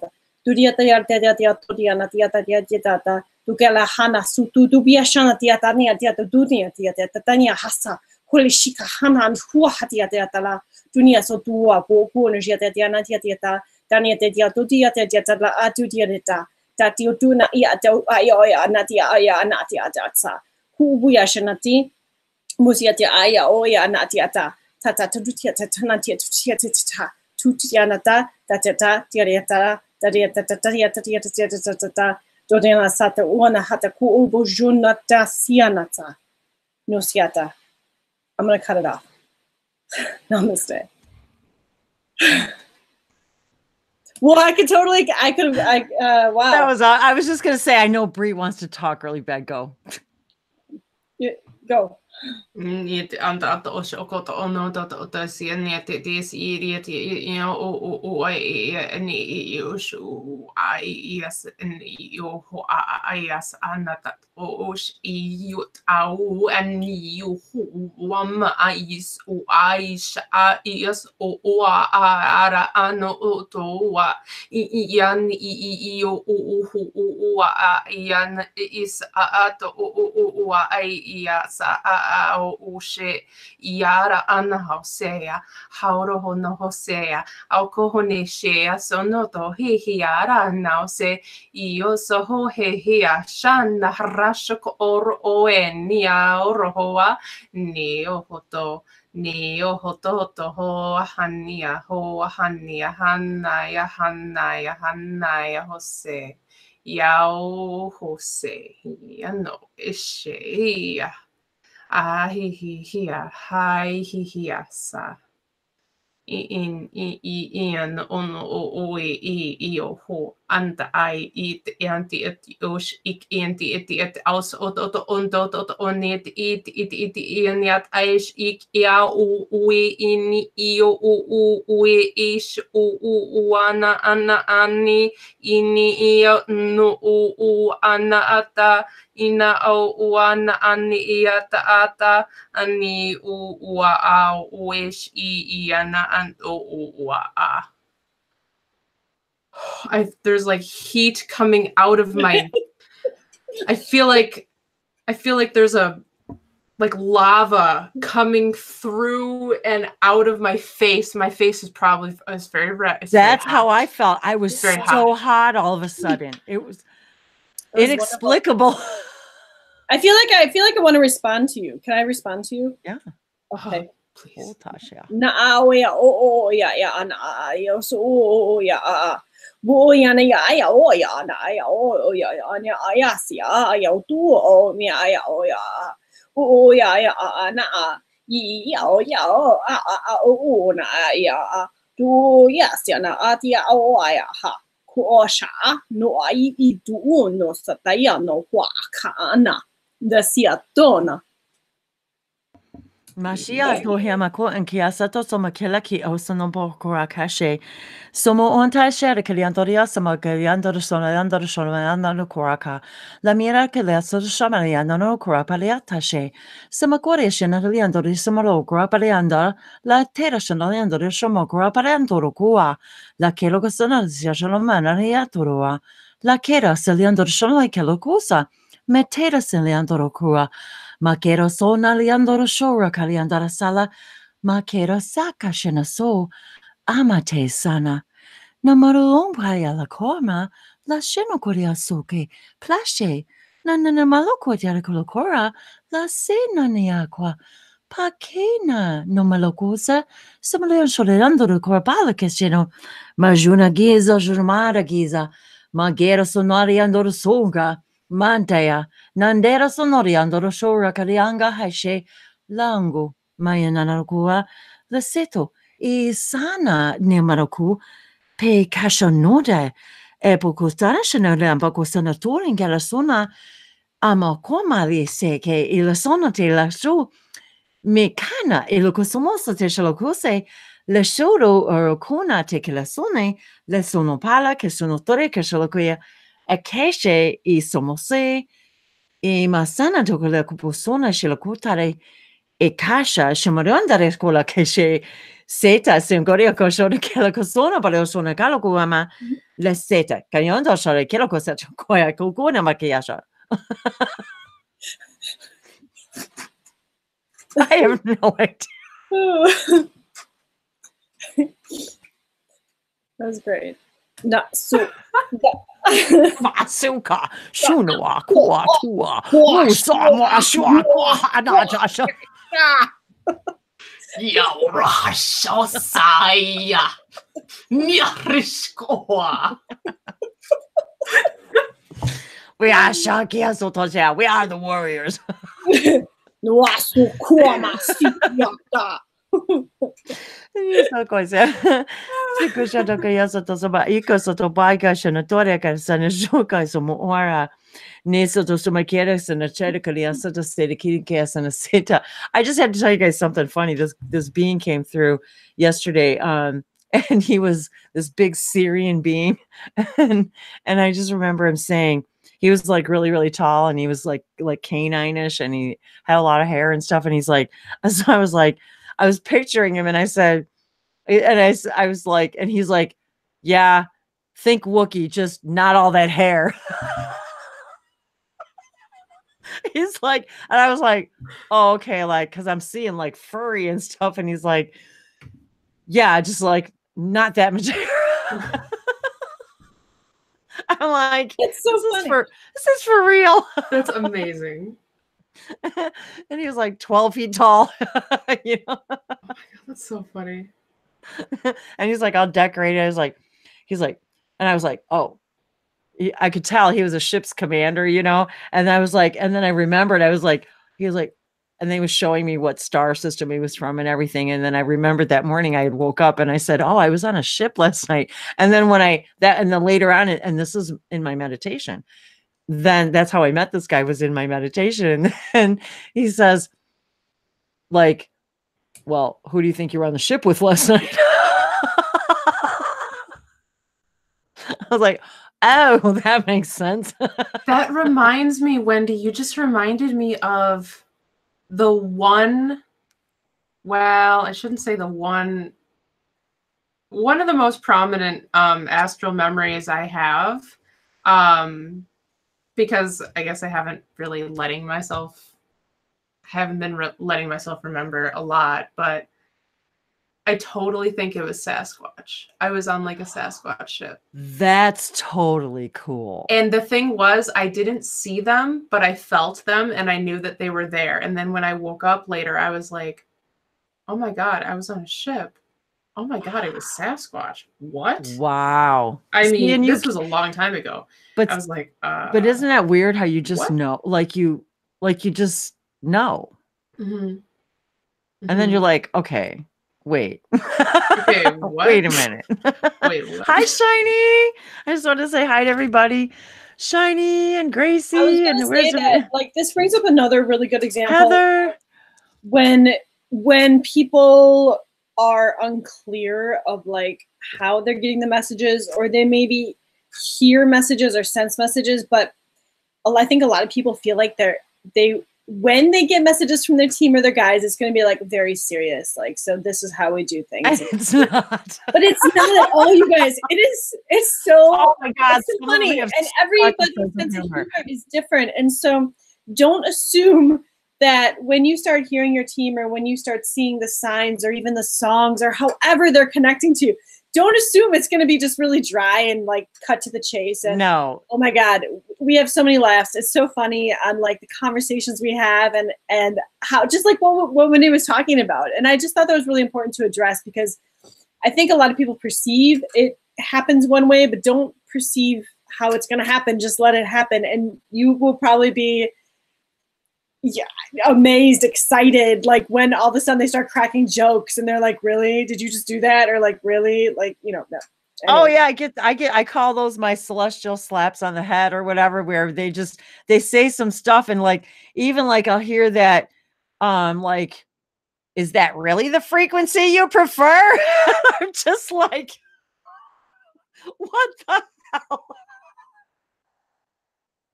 or like the best one is, okay, so you have A, B, C, and D. We know you're thinking about this. Let's think about this logically. Like, what's it going to be? And I'd be like, C sounds like a good choice. And they're like, really? Really? You think C is a good choice?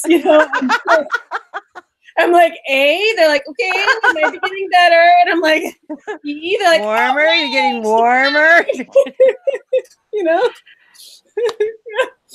But isn't it nice that we have a compass? Right? Oh, wait.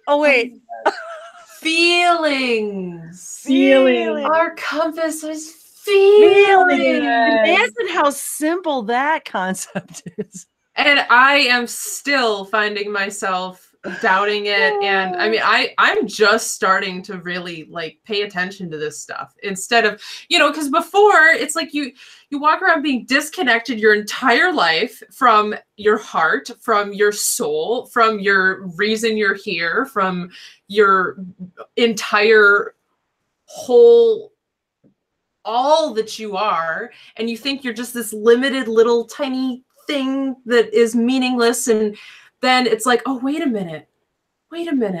I'm creating all of this, and it's just for my own experience, but yet it's interconnected to everything else, because wow. And wait, so like, if I feel like this is a really disgusting option and it makes me want to throw up, then maybe that's not the way that I should go. But again, society's telling me that's a really good idea. And it's like, what feels the best to you? That is your compass. And I'm finally getting this.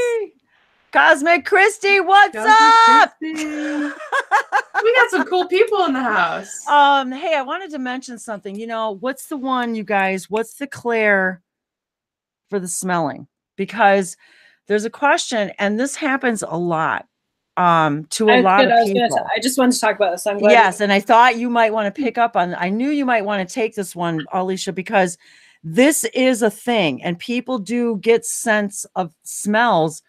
And even sometimes I will smell something like roses and I know someone's here. And so it happens a lot. And so, yeah, if you, and actually being an apothecary, such as our historical apothecary here, who works with these kinds of things every day. I mean, I use essential oils for everything, you guys. I use them for my own personal body spray. I use rose water. I use it to clean my house. I use it for everything, all the different ones for the different things. But I know that's a different direction. But the point is yes, we can, one of our clear senses is smelling. That's what they're calling it, clairsent. I thought it had a different name. Was clairsentience the smelling? I was thinking it was okay. Yeah, I thought it had a different name. Clairsentience and clairsent. So I'm wondering if it used to be clairsentience. There is a difference. Changed it. Yeah. Anyway, yeah, the smelling thing, I think is really important, and a lot of us probably have it and don't even realize we have it sometimes, unless it comes in a specific time where you're just like, whoa, that doesn't exist here, but yet I'm smelling it. I use it in the apothecary all the time because I'm looking at ancient recipes, perfumes, whatever, and I have to know what they smell like. So when we make them, that I can smell them and make sure that we have the same formulations as they do, so it smells. And so my team often gives me what that perfume smells like. And so while I'm working with it, I'm smelling it the whole time, even though it's not even there. Mm-hmm. And then I can work with it. And another, she was talking about happening in her room. And I had that happen. I had that happen once. I had this really amazing discussion experience with Ramses one night, and my room smelled like what I remember one of the ancient specific ancient Egyptian perfumes. It smelled like that after he was there. He hung out with me like almost all night long, and the room smelled like that for 2 weeks. I kid you not, and it was so amazing. I just was like, oh, I wanted to mention something. Being that you're an apothecary and everything, I wanted to also mention to you guys something that just came through from our guides. For those of you who are asking about how also to connect, one of the things that's really powerful that we take for granted is our own herbal, like tea, for example. The different types of tea, different types of flowers, different types of scent. And this is exactly what Cosmic Christie was talking about, because everything has a frequency, and there's a numeric frequency code to each of these smells, just like there's a frequency code to a scent or a flower or a color, whatever. So if you tune into that frequency, you can tune into certain things. Certain guides are easier to tune into. Say, for example, if you drink a certain type of tea, and I'm not talking about hallucinogenics, I'm talking about actual like herbal teas, different. Now my guides, and I was having this talk with Bree too about listening to our bodies, and my guides will tell me exactly what like tea or thing I need in that particular day that my body needs. Now, the other thing is I have had, and this kind of goes in a little bit different direction but it's in the same idea of connection, is I also learned that there's certain flowers that we can connect with our hybrid children, because it is a specific vibration. It's a specific color. So by tapping into just that flower or the smell of that flower, you actually can tap into the same vibration as like other beings and your hybrid children, because it's almost like they've chosen this as a gateway for us, a permission slip for us to use as a portal. And they're saying, use the things in your own world and use it with the intention of speaking to us, of connecting. And we can do this with practically anything. And really the easiest thing is water. I mean, we've talked about this in hundreds of videos. you can talk to your water and say, I would like to connect with my guides. And when I drink this water, I'm going to activate within me the ability to further connect, to enhance the further connection to my guides. It is that simple. And like this is a permission slip for, I know earlier in the conversation, someone was talking about having issues with their past experiences or past lives. The vibrations of the flower, I mean, you can use scent to bring yourself back forward, to reach out to your children. So it's in a way, your very own Merkaba time machine type of thing. It actually is. That's a good way to put it. And that's something we just started recently doing on the website, where like I'll dig into the records for you, find your past life or past experience that you want to know about, if it's specific or whatever.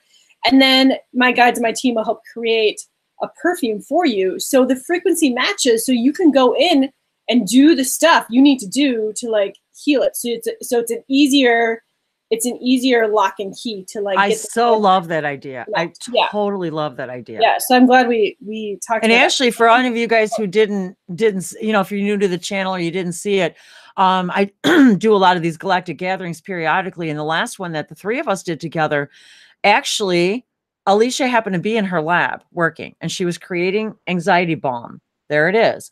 And she had all of the containers, the tins of these open, and they were ready. She had just poured them and was ready to be shipped out. This is her part of what she does for her business, is creates the stuff in her lab. So the three of us were sitting there and doing light languages and blessings, all as she's creating this anxiety bomb. And I specifically told her, I said, I want containers from that batch. And I told her that night, and I got some for me, some for Bree, Alicia, another friend of mine. So it was because I knew it had to be that batch. It had to be the one. And then Bree even knew I did this without even me telling her, until after I told her. She's like, I knew you did that. When you sent them to me, I opened them all up and knew, I meditated on each one, and I knew each one, which one had to go with which person. It was the weirdest thing. But that's how it is. Yeah. Yeah. And it was so funny, because the ones that I picked out, remember how I was like, Wendy, the ones that I picked out for you guys right after the session are gone. I think you're like, I mixed them all back up at the batch. I'm like, it didn't matter, because that vibrational was still there. It wasn't the one that was meant to be in that now. It was the one that was meant to be, but in the new now that I was working in, exactly, it was a different one. And so it all worked out. I want to mention too, again, Alicia, I still was like dumbfounded when you said that you were speaking languages, and that you said this happens to you often. You were speaking languages to a batch of, I think it was this balm that you were creating, or maybe something else. And afterwards, there were geometrical shapes and images of didn't you say like a pyramid, a sphinx, like it was changing the physical construct of the material, because it was, I think we showed, I don't know if we got to show a few. I was running like on a really tight time schedule at that moment, but I'll run downstairs, because I keep the pyramid one, because that so resonates with me and all of my experiences and stuff. So I'll run down and get that one really quick if you guys want to see it. It's pretty cool. I love the idea that when you put in your light language codes and use that vibration and other plants' vibrations of other natural things, you can create amazing things. And this is what people are just starting to realize. Yeah. I wish I had a way to measure it, you guys, because we know the plant music, and Bree and I have been talking about this for years, about the plant music, and plants make music, and we can now hook up an EEG machine to them, and we can hear them sing. And if we sing to them, they sing louder, they respond. Now we know when we're in nature, things are really singing to us. We know this now for a fact. It's been scientifically proven, even though most of us didn't need it to be scientifically proven, but it's been. So there was something else I was going to say about that, about the vibration of the light languages. Oh, I wish I had a way to measure it in my own home, because I've been experimenting with light languages with my own plants. with not, what I mean is helping them grow. And actually, because I've had some plants that like got damaged, and so they're going through this like struggle period, and I can't, like I said, I have nothing to compare it to, but I can tell the difference in the rate in which it's recovering, because I'm consciously speaking light languages every morning. I wake up, I go downstairs, I let out Ranger, I open the curtains before, before I go out with them, and I talk to the plants. I walk over and I hold my, and I just send them messages. I actually hold my hands over them. I'm actually kind of doing this, just, to help them grow and to send my love and appreciation for what they do for me. And I'm literally seeing the results in their recovery period. So we can literally use these to alchemize anything. And the more I learn about this and the more information I receive from my guides, I'm learning more and more. I talk about today about connections to the moon, the sun, the light codes, and the information I received this week about our ability to transmit and receive information through plants and through the plants that we use in our daily lives. And the images I got were so profound that they're like, you guys don't even understand the power of the information that gets transferred back and forth in this constant cycle with you and the plants, and how every time they collect information and then you dry the plant, use it, eat it, drink it with tea, whatever you're using it for. And then it's this constant cycle. And they showed me we're actually feeding our Akashic information into the plants, all of us as a collective. And then all of us as a collective, then it's like this constant sharing. And yet it's a building. It gets greater and greater and bigger. And then the more of us that do it intentionally, it becomes extremely powerful. And we literally have the ability to physically change everything we do and we are by doing this on a regular basis. The more of us that do this. And even if you're just consciously walking into the grocery store, or you don't, and I've talked about this many times, even if you don't speak languages, just send gratitude to every single thing in the store. And I'm telling you, you're going to start to experience this massive amount of waves of things in your experience to be grateful for. You're going to experience more things of abundance, more wonderful things in your life, because that's how the universe works. It's a mirror. So what'd you go find, Alicia? You're muted, girl. You're muted, honey. Well, you always know when I'm talking, because my hands are always being like. I know, me too. That's why I slowed down my computer, because I talk with my hands. No, I have no idea where it is. I just assumed that it was where all the Egyptian archive, whatever stuff is, and it's not there. So runaway pyramids, I tell you, Wendy, they run. You gotta watch out. I honestly think all of ours, right? The ones that I upload, plus my little special one that I keep. I think our galactic brothers and sisters are enjoying them somewhere. They got beamed up or something. I don't know.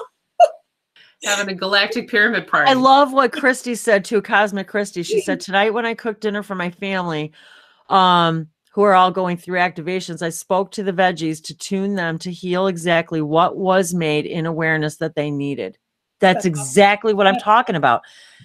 That's exactly what I'm talking about. Say, whoever touches this food or this water everywhere in this whole grocery store, whatever they need, allow them to receive what they need to grow as an individual. Now, that doesn't mean they're not. If we trust the universe, everybody's always getting what they need. But for someone to become more aware of their own, you know what I mean? Whatever they need to become more to have a better experience in life, or whatever it is that they need to heal or address or whatever, that's exactly what I'm talking about. because it helps amplify that. And when we amplify that, we amplify the Schumann resonance and the whole collective consciousness frequency, which then creates the whole version of the whole new frequency of the earth where we all want to be. Here's another question.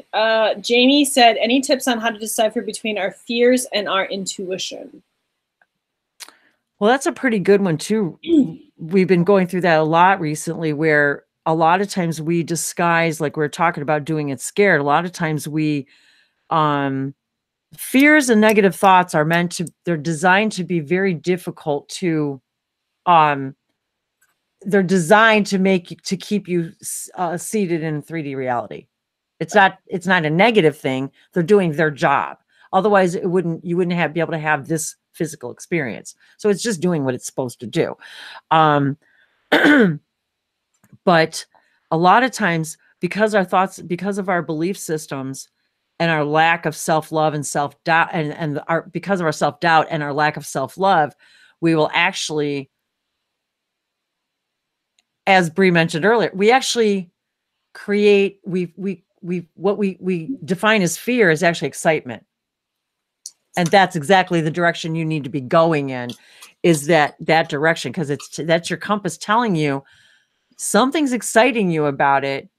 And now there's also the difference. Let's flip the coin on that too. There's times when I'm guided to just coast on something, and then I've realized it's because I wasn't supposed to do it, or I needed more information, or whatever. It was really like, it's really important. It's really important, especially for those of us like me who beat ourselves up for not doing this on time, or, waiting on this and then it's like, you find out that there's a bigger reason as to why you didn't do what you were beating yourself up over not doing.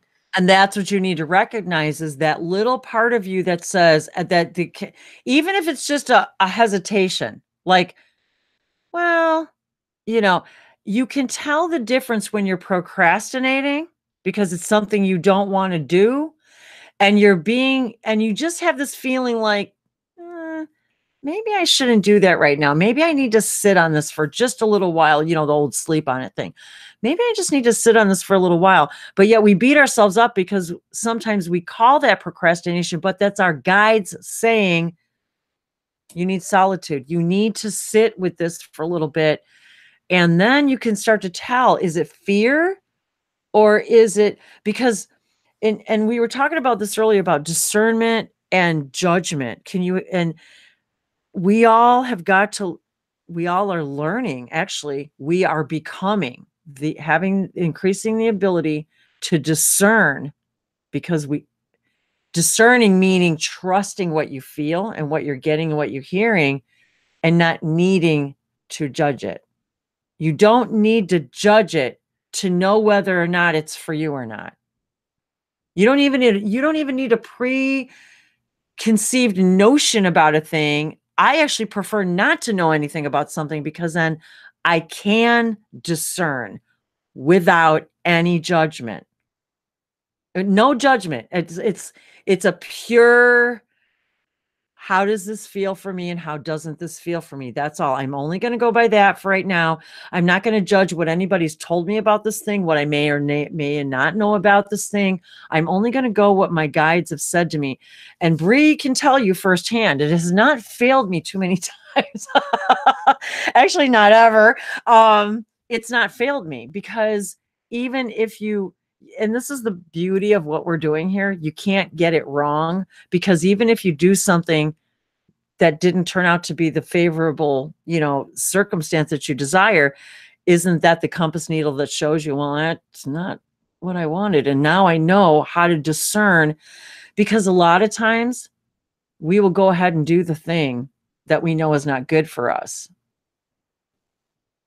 because we're not trusting it. We're not trusting it.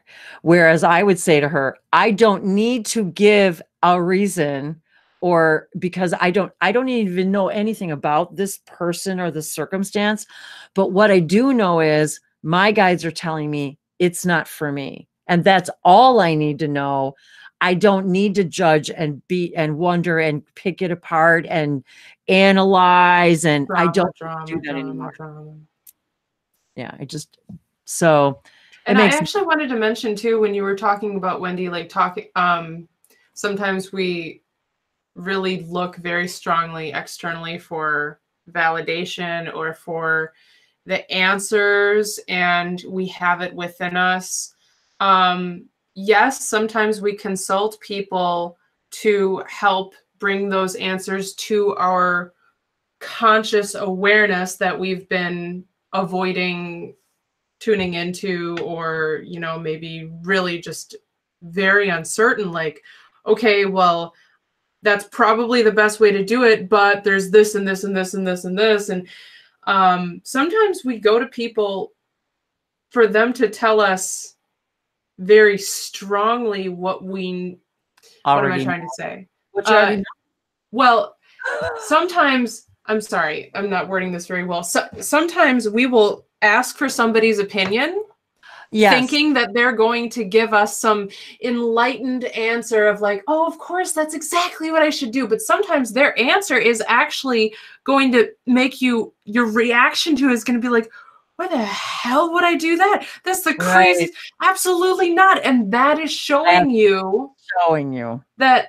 So that's another way that we do that all the time with each other. We're always each other's mirrors. Yeah. Which is and Alicia said she's got a card for this. I have 2 cards actually. So I said, how can we like enlighten this situation? Number 107 popped up, which is true compassion for the future, Orion's light. Ooh, I like that. And it says, true compassion is a deep recognition of all consciousness as part of the greater whole. Whatever one aspect experiences is experienced by this whole. Thus, when you see pain or fear or suffering in the world, know that it exists within you too. When you find pain or fear within you and embrace it fully, the whole feels your love and compassion. At first, it may hurt because it is natural to try and shield yourself from the pain of others. But eventually, the love that you share will melt away the pain. And Orion's light asks you not to fear pain and use it as a gateway to true compassion. So I think that was a really good example. That was perfect. Yeah, that was perfect for that moment. Mm-hmm. And then 63 is seeking karmatic balances for the Pleiades in the present. So this is in relation to this now, this moment.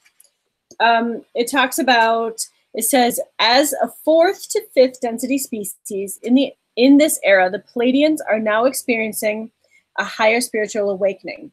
They recognize their past imbalances and have gained a sincere intention to balance karma by recognizing that all things happen for a reason and learning from their choices. This card encourages you to do the same. A Pleiadian guide is most likely assisting you with this.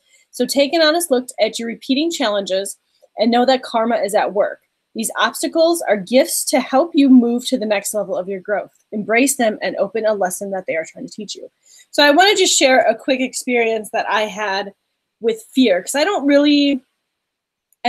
think of fear like I think a lot of people think of fear. To me, it's just like, is it right in the moment? Is it not? If it is right in the moment and I don't do it, it will come back to me to do it later. So I don't really fear things. But when I was still working on like vibrations and just balancing everything in my life, which is a constant thing, but I now know me deeper. I know a bit more of who I am, and it really helps. And on that journey, I used to go to the grocery store, and I would go to the veggie section of the grocery store and pile my cart full of veggies. And I couldn't stop myself. Like Patrick and I could never eat all this wonderful goodness, right? But I couldn't stop myself. I had this innate fear of not having enough food. And so one day I sat down with myself and I said, Self, we have a problem. we have way too many veggies, and I'm absolutely positively scared of not having enough food, but at the same time we can't eat all this food. So we have to work on this. And so I thought about it. I watched for signs from my guides. This was before they were talking to me. I had dreams. I did a little bit of a meditation, and I saw myself as this like little starving child, like back in some sort of Renaissance time era. And so I went there and I got the child's attention and I said, you don't know me, but I love you very much. And I know you're starving. And if you come to me, I'm going to take care of you and you will never have to worry about food again, ever. And so she came to me. Oh, I'm getting chills. She came to me and we embraced and she like fell into me. And I took that as like that piece of fear melting and fading away because I recognized it and I took care of it. And so now I can happily go to the grocery store and just get one green pepper. And I have no qualms about just one single itty bitty green pepper in my basket.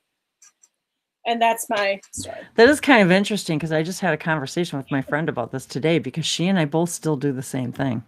We can't explain it. We buy more fresh produce than we can physically possibly eat. And then why do we keep doing that? It's like, it doesn't make any sense.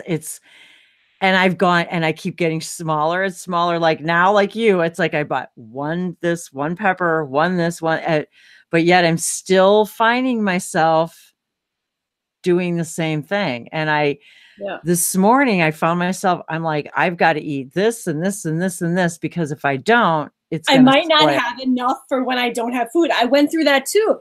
And, and I was like, you don't understand. Like, we are taking those leftovers. It's like 2 peas on my plate, but you got to box that up because I just don't know if I'm going to need that. That's funny. Carly says she's cooking right now. And then Christy was talking about cooking.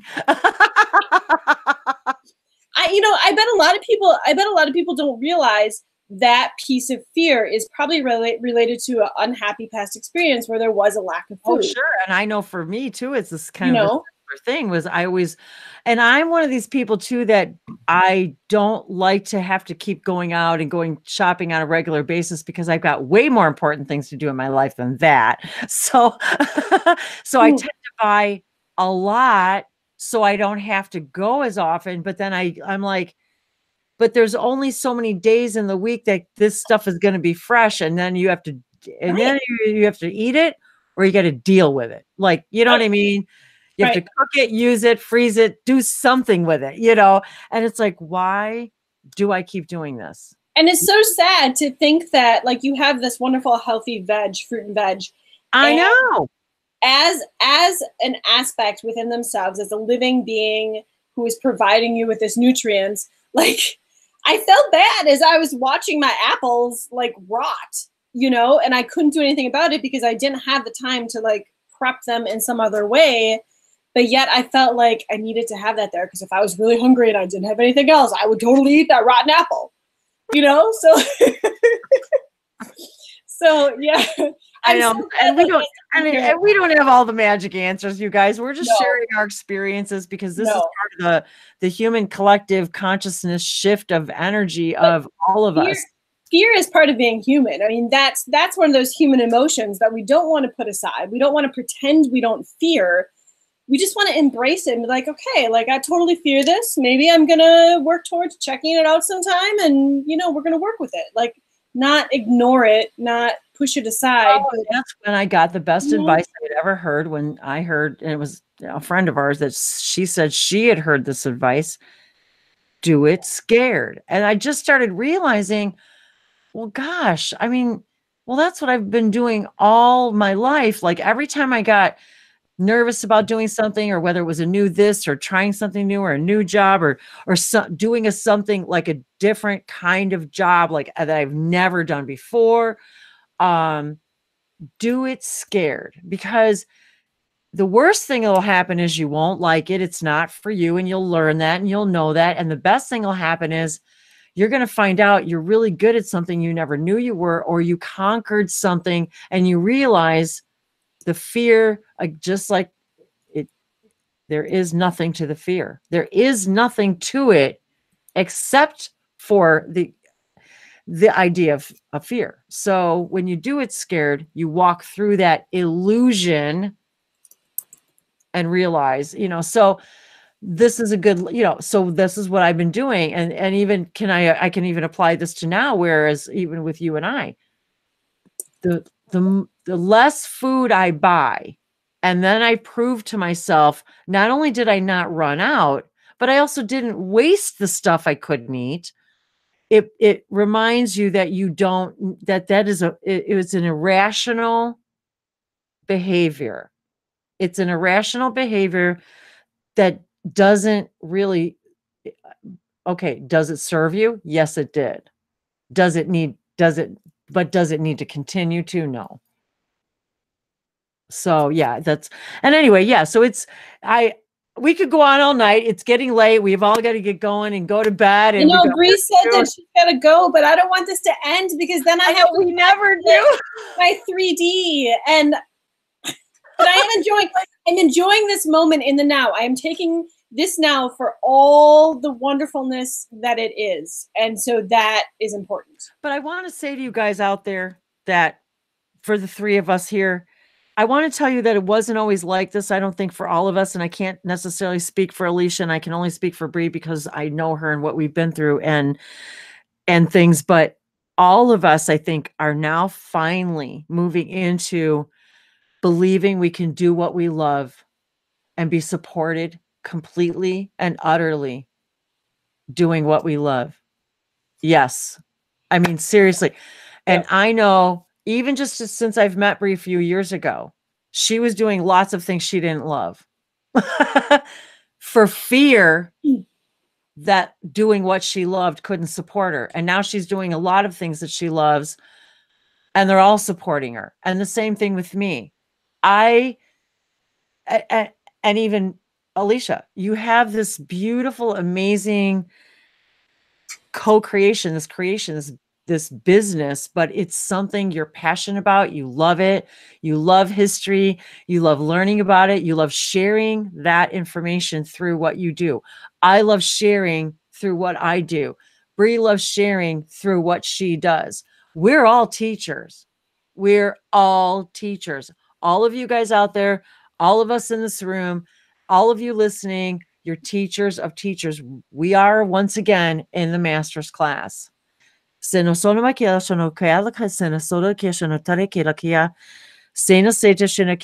okay to experience fear. But they're saying to me now in in no uncertain terms that self-doubt is the absolute most paralyzing, crippling experience that you could have. And they're saying to me, self-doubt is what you are eradicating from your crystalline body consciousness. Completely. This is what we are doing with these transmissions, with these light languages. They started telling me to call them transformational transmissions because that's exactly what they are, because we're transforming our physical bodies, connecting with our spiritual selves and our higher selves and our galactic selves in ways we never have been able to before. We've never been able to physically connect the way we have until now because we're changing our crystalline form. And the more of us that are speaking languages, listening to languages, and it doesn't, even if you don't speak them, just being here and doing what you do and love in the world, but the self-doubt, that's the key right there. We're all unraveling the layers of self-doubt. That's what we're eradicating from the DNA of the human physical being. That idea that perfect. Where you know you're always connected. You know you're a manifester. You know your source. That's how we move out of self-doubt, is knowing our value.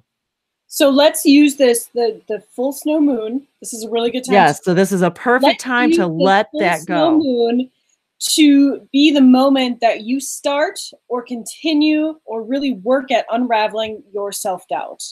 And I like that a lot. Yeah, and moving into a space of a fuller you, knowing that everything is coming to you in the moment it needs to come to you. Just like it said. Perfect.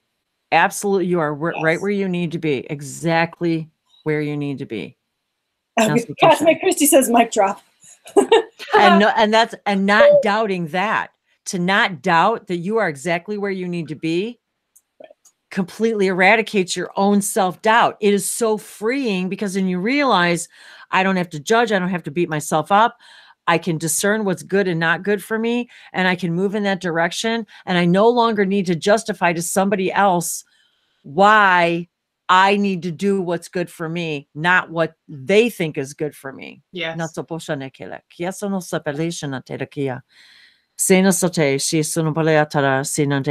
just all very passionate here about about all of this and what we do.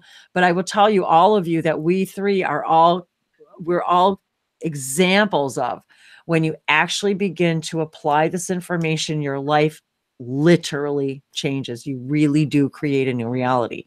It's not a metaphor. It's not BS. It's not woo-woo. It's not, it is physics. It works. It just, but if you don't apply it, but the self-doubt, it's always about the self-doubt. Here's a good question. Yeah. Do you think this guy doubts himself? Do you think he sits around and he's like, shit, I don't know if I can do that. That's too much, man. Too much for me. I'm here on my big dragon mountain, and I'm really afraid that I might, step on the wrong stone. I might. No. And I quoted Yoda the other day too, just like Shiny just did. There is no try, guys. Trying's thinking about it. You do it or you don't. I hate to break this to you. This is true. Sorry. It brings me back to talking about everything is reflecting things for us, and everything, the message for us. And it's like, if we're lacking in something, if we have the perception that we're lacking in something in the moment, for instance, I'm really worried, I'm really nervous, I'm really afraid, I'm really anxious. Think of the polar opposite of that. Like, for instance, this guy, is he worried and nervous and anxious and afraid?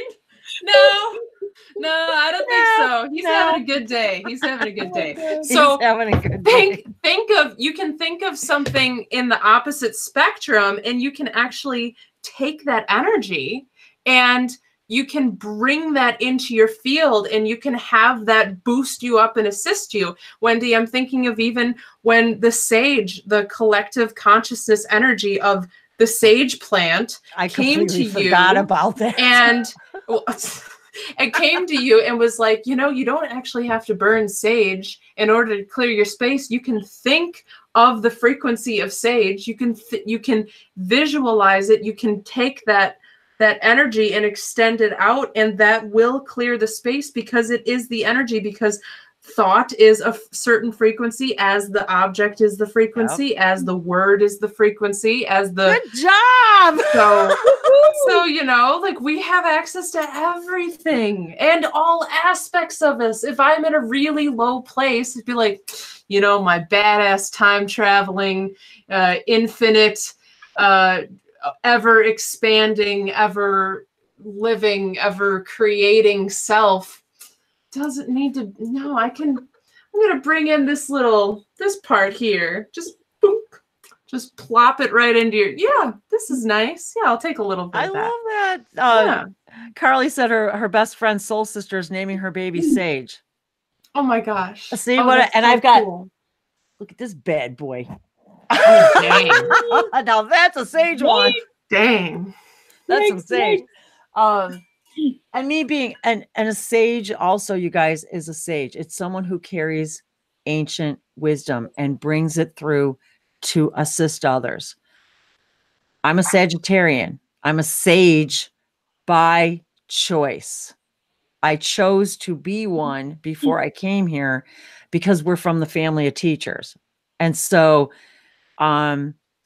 it would, and then they even said to me that day, it would only stand to reason that you would connect with the collective that is sage. It would only stand to reason because it's a frequency. So thanks for bringing that up, Bree, because it reminds people you don't even need the physical thing. You don't even need to go to the physical place. You don't even need to hold the physical thing. But if you intend to do that, and if you intend to send your frequency somewhere, if you intend to send your healing somewhere, it doesn't even need to be specific. Just like we talked about earlier, whatever it is that you need in this now, that is what I send to you. And I send you the belief that you can receive this. And that's the best that is the best any of us can do, really, for anybody, is to set the intention and then allow, and then and I don't even want to say remove self-doubt. Just don't go into that vibration.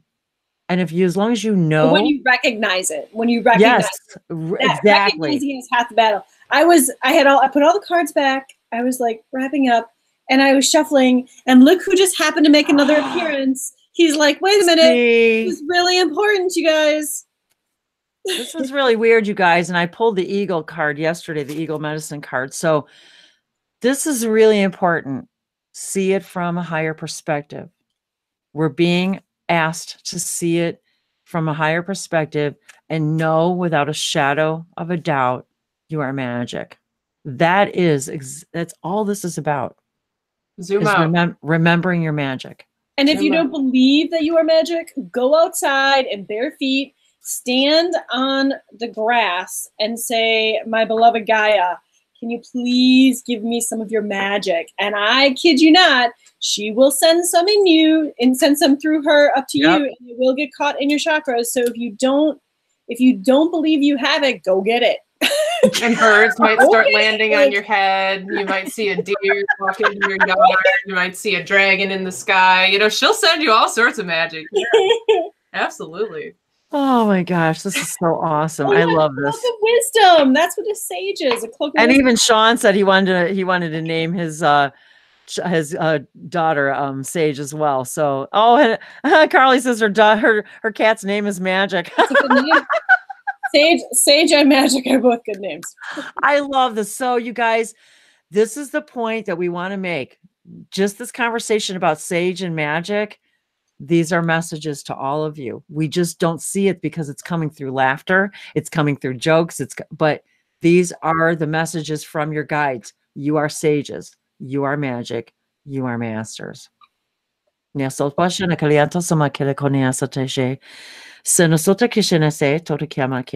right, girls. I'm gonna ask.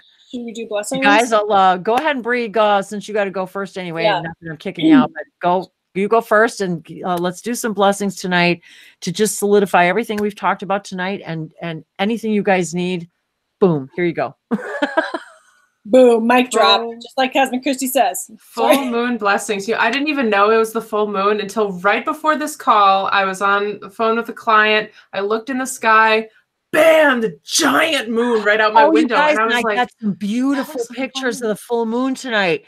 It was so cool looking. And so I'll have to post those. But yeah, I got a few pictures right before we hung out. I was like, cool. Ran outside and I was like, they're so awesome. So yes, so awesome. Full moon completions. Yes, here we go. Nisi show hai ik entis o arais and o ish I hoa how ruhues ish uhua nenu si shini hoa ara ni how ni se li suhushi li ki siu shuhu wani hiu li siu shuhua la hasao li hiahalau suishi sananani yohu hayanahao heyashe nase ahao hasao hara anananio shayao ananayao hai. Thank you. Nasotoyasanatea. Nasanote ankayasanato amana. Eta kiasana soto shua kwakwana. Imukwashuna.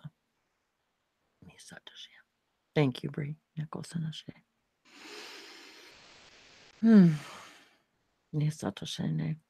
I know I saw a lion or two in there.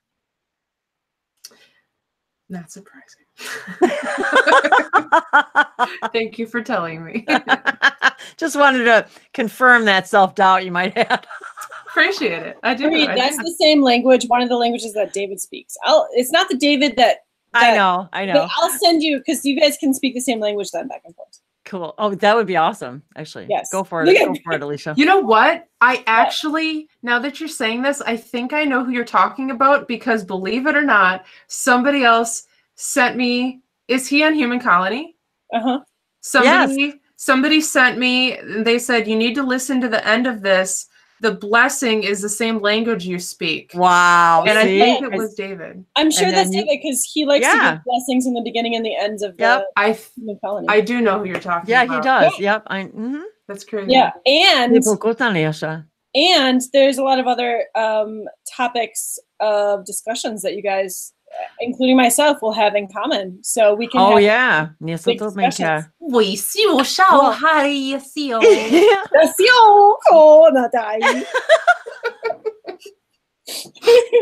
that's another thing, you guys, when we start talking these languages, all of a sudden people start recognizing them and they're going, oh, and that's what happened to me too. And now I hear other people, I'm like, oh, I speak that.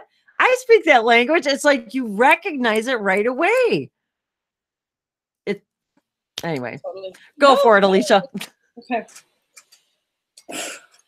So I was thinking, what language? I was like, team, self, what language do we want to speak tonight? And I was like, well, I'd really like to speak some ancient Egyptians. And my team steps in and they're like, well, you could do that if you'd like, but we want to throw out another possibility of speaking the angelic Elohim language, because that would be a good one. And I was like, but guys, I really would like to speak some Egyptian. They're like, well, we're just going to throw this out there. You think about it. Let us know. And so, like, we'll speak some Elohim. You know how that goes. Like, you just know, right? Okay.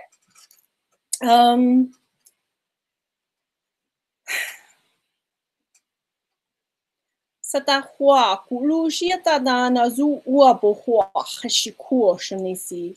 Nalewa dua kumo ai shia sahua. Kuushutu masituayano moshasiana haisikuo motu shubuayala sana haya sono sokubuuja nayawa buuno sotiatala mooko shaayana saaya hawa moo tuno sotikashata niasaina wa uabu bujinita sakala a sotoyana Isikiata nasiana asia wahuku mujo ala tiasana. Namaste. That was totally not Elohim, by the way, you guys. That was not Elohim. I don't know, but it was awfully. That felt. I was like, wait a minute. I was I started. I was like, guys. Yeah, but still, I don't know. That was pretty. That was pretty beautiful. Nonetheless, it was a conglomeration of a whole bunch of stuff. Well, that's what happens. And this is one thing that they've told me too, is we're all speaking all at the same time. So yes, it may be transmitting or translating through what you think is a language, but there's a lot of layers to the symphony going on. I just wanted to throw that out there because I didn't want anybody thinking like, oh, this is what Elohim sounds like, because it doesn't. Well, but again, that's okay. But you guys, I also want to keep this in mind though, because if that's what you were hearing in your mind, that doesn't necessarily mean that's not who it was. Well, let's just say that. Okay, you're right. But so it's not the section of Elohim that I normally speak. Okay, and that's because it's like saying, I speak human. Well, how many languages and dialects does the human collective have? Yes, I actually don't speak human very well. I speak light language a lot. Yeah, me either. I speak light languages way better than human. I have to give a lecture coming in May, and I'm so like, I'm thinking, okay, I'm going to stand up on this big podium, and I'm going to start speaking English. And I'm going to keep thinking English in my head. It's going to all be English. And you're like, God, please don't let me speak light languages. I'm going to be talking about cosmetics in the Regency period. I'm going to be like,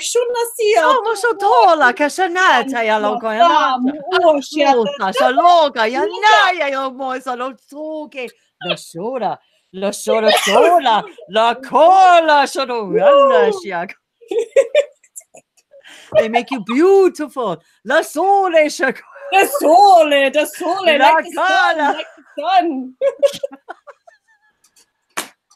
Oh my god.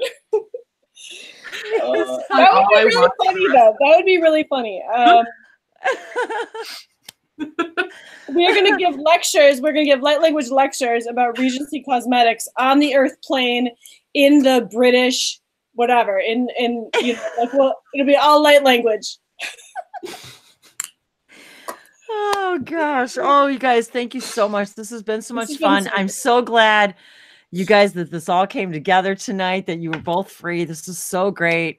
We really did some great connecting tonight. I love the fact that the connect symbol is 3, and that it just, this was so perfect for today and tonight and the full moon and snowflakes. You guys I'm reminded by our spirit guides right now to remember about snowflakes, that, you know, when there's a snowfall, and I know if you're in the southern hemisphere, you know, it's summertime, but when you're seeing a snowfall or witnessing a snowfall and you see all of this snow, we call it snow, but then there's snowflakes. Each are individual.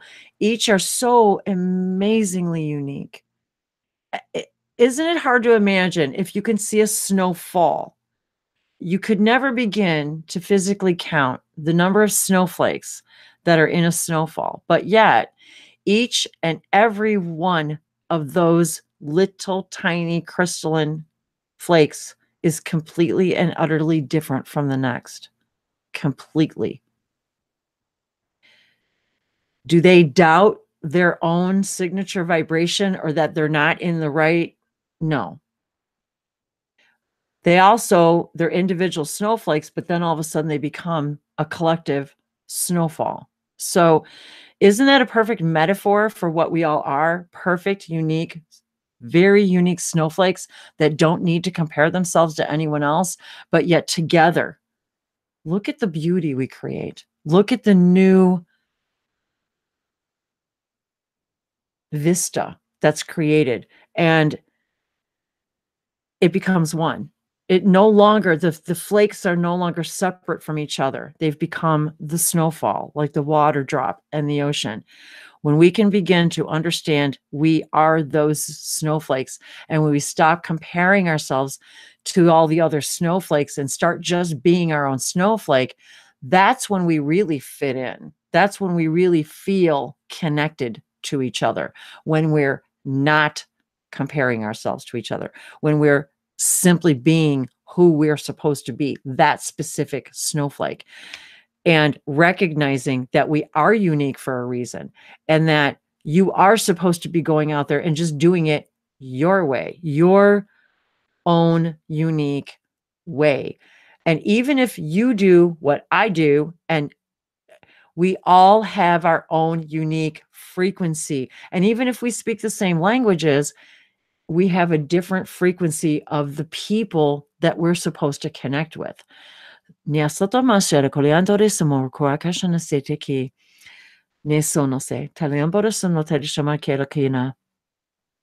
the moment I started this channel, it was about embracing every single person who has been a part of my journey and giving them the gratitude for their reflection for me to bring me to where I am today. I've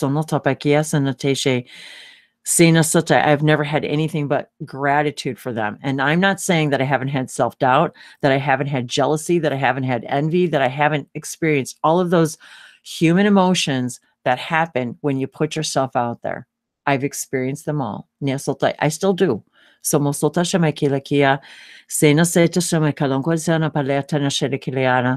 But I'm learning more and more every day about the importance of being me, of being my unique self, and embracing all of the unique people. That's one of the biggest things I've done from the day I started this channel, is things like this, these gatherings where we are embracing each other's talents and abilities. And actually, as a result, I mean, you know, we've met some amazing people. Bree and I've introduced her to people. She, me, we have We are supporting each other in so many different ways. Her skills, my skills, their skills. We're all taking our gifts and abilities and we're using them in our own unique structure, our own way. And none of us are going to ever do that the same. So I tell myself that every day when I start moving into that self-doubt, that comparing, that I'm not enough. I'm not good enough. That's what this is about tonight. I truly believe, and it wasn't even planned, but after all of this tonight, I really believe that this is the message for tonight with this moon. This snow moon is to see yourself as the unique, beautiful crystal. And we were just talking about crystals tonight and changing our crystalline consciousness, our crystalline being. That's what this is about seeing and experiencing that change in your crystalline beingness and being perfectly okay with when and where and how you are, and knowing that that is what's going to lead you to the next thing by recognizing your own perfection in that moment, being okay with where and when you are. And even if it means turning down something that your brain is telling you is good for you, but your body and your heart and your soul are telling you it's not. And it's only until you make that decision and use that permission slip to say, no more self-doubt. I'm going with my instincts. I'm going with what my gut and my guides and my soul and my heart is telling me. So no soteshe. And then what happens? The magic happens because you let in the new job, the new life, the new partner, the new whatever it is that you're looking for. But I want to say something else about that. None of those things are what you are or who you are or what make you okay. You have to be okay first and know that you don't need any of those things to be complete. You already are complete. And the only way to attract what's really good for you is to be the essence of your complete true self. That's the only way you're going to attract the things that you really desire. So no soposhene. But none of them are what's going to make you happy. It doesn't work that way. So may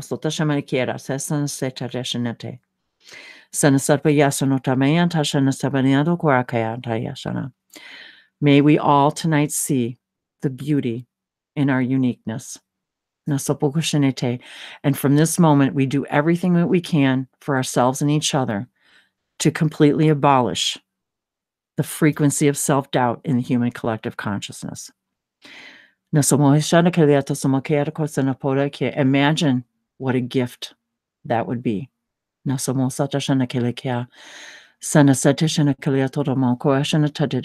truly, truly love yourself.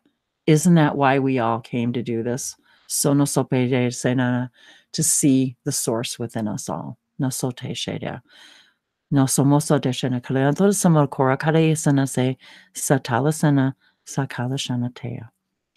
want to thank you all for being with us tonight. And if there's anything that any of the three of us can do for you, I'll make sure all of our links are here. Each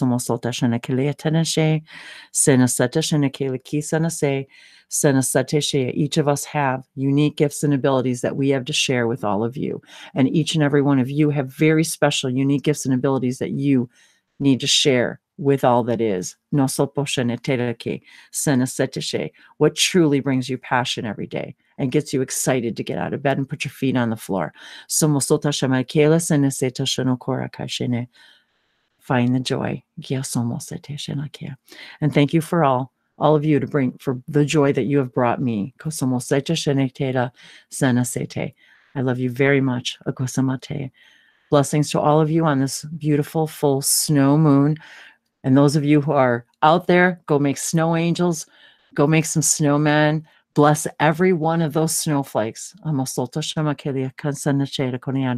before they transform again. I love you. Mahalo, namaste, and good night. And thank you all for being with us tonight. Thank you for connecting with us. Nashalakea.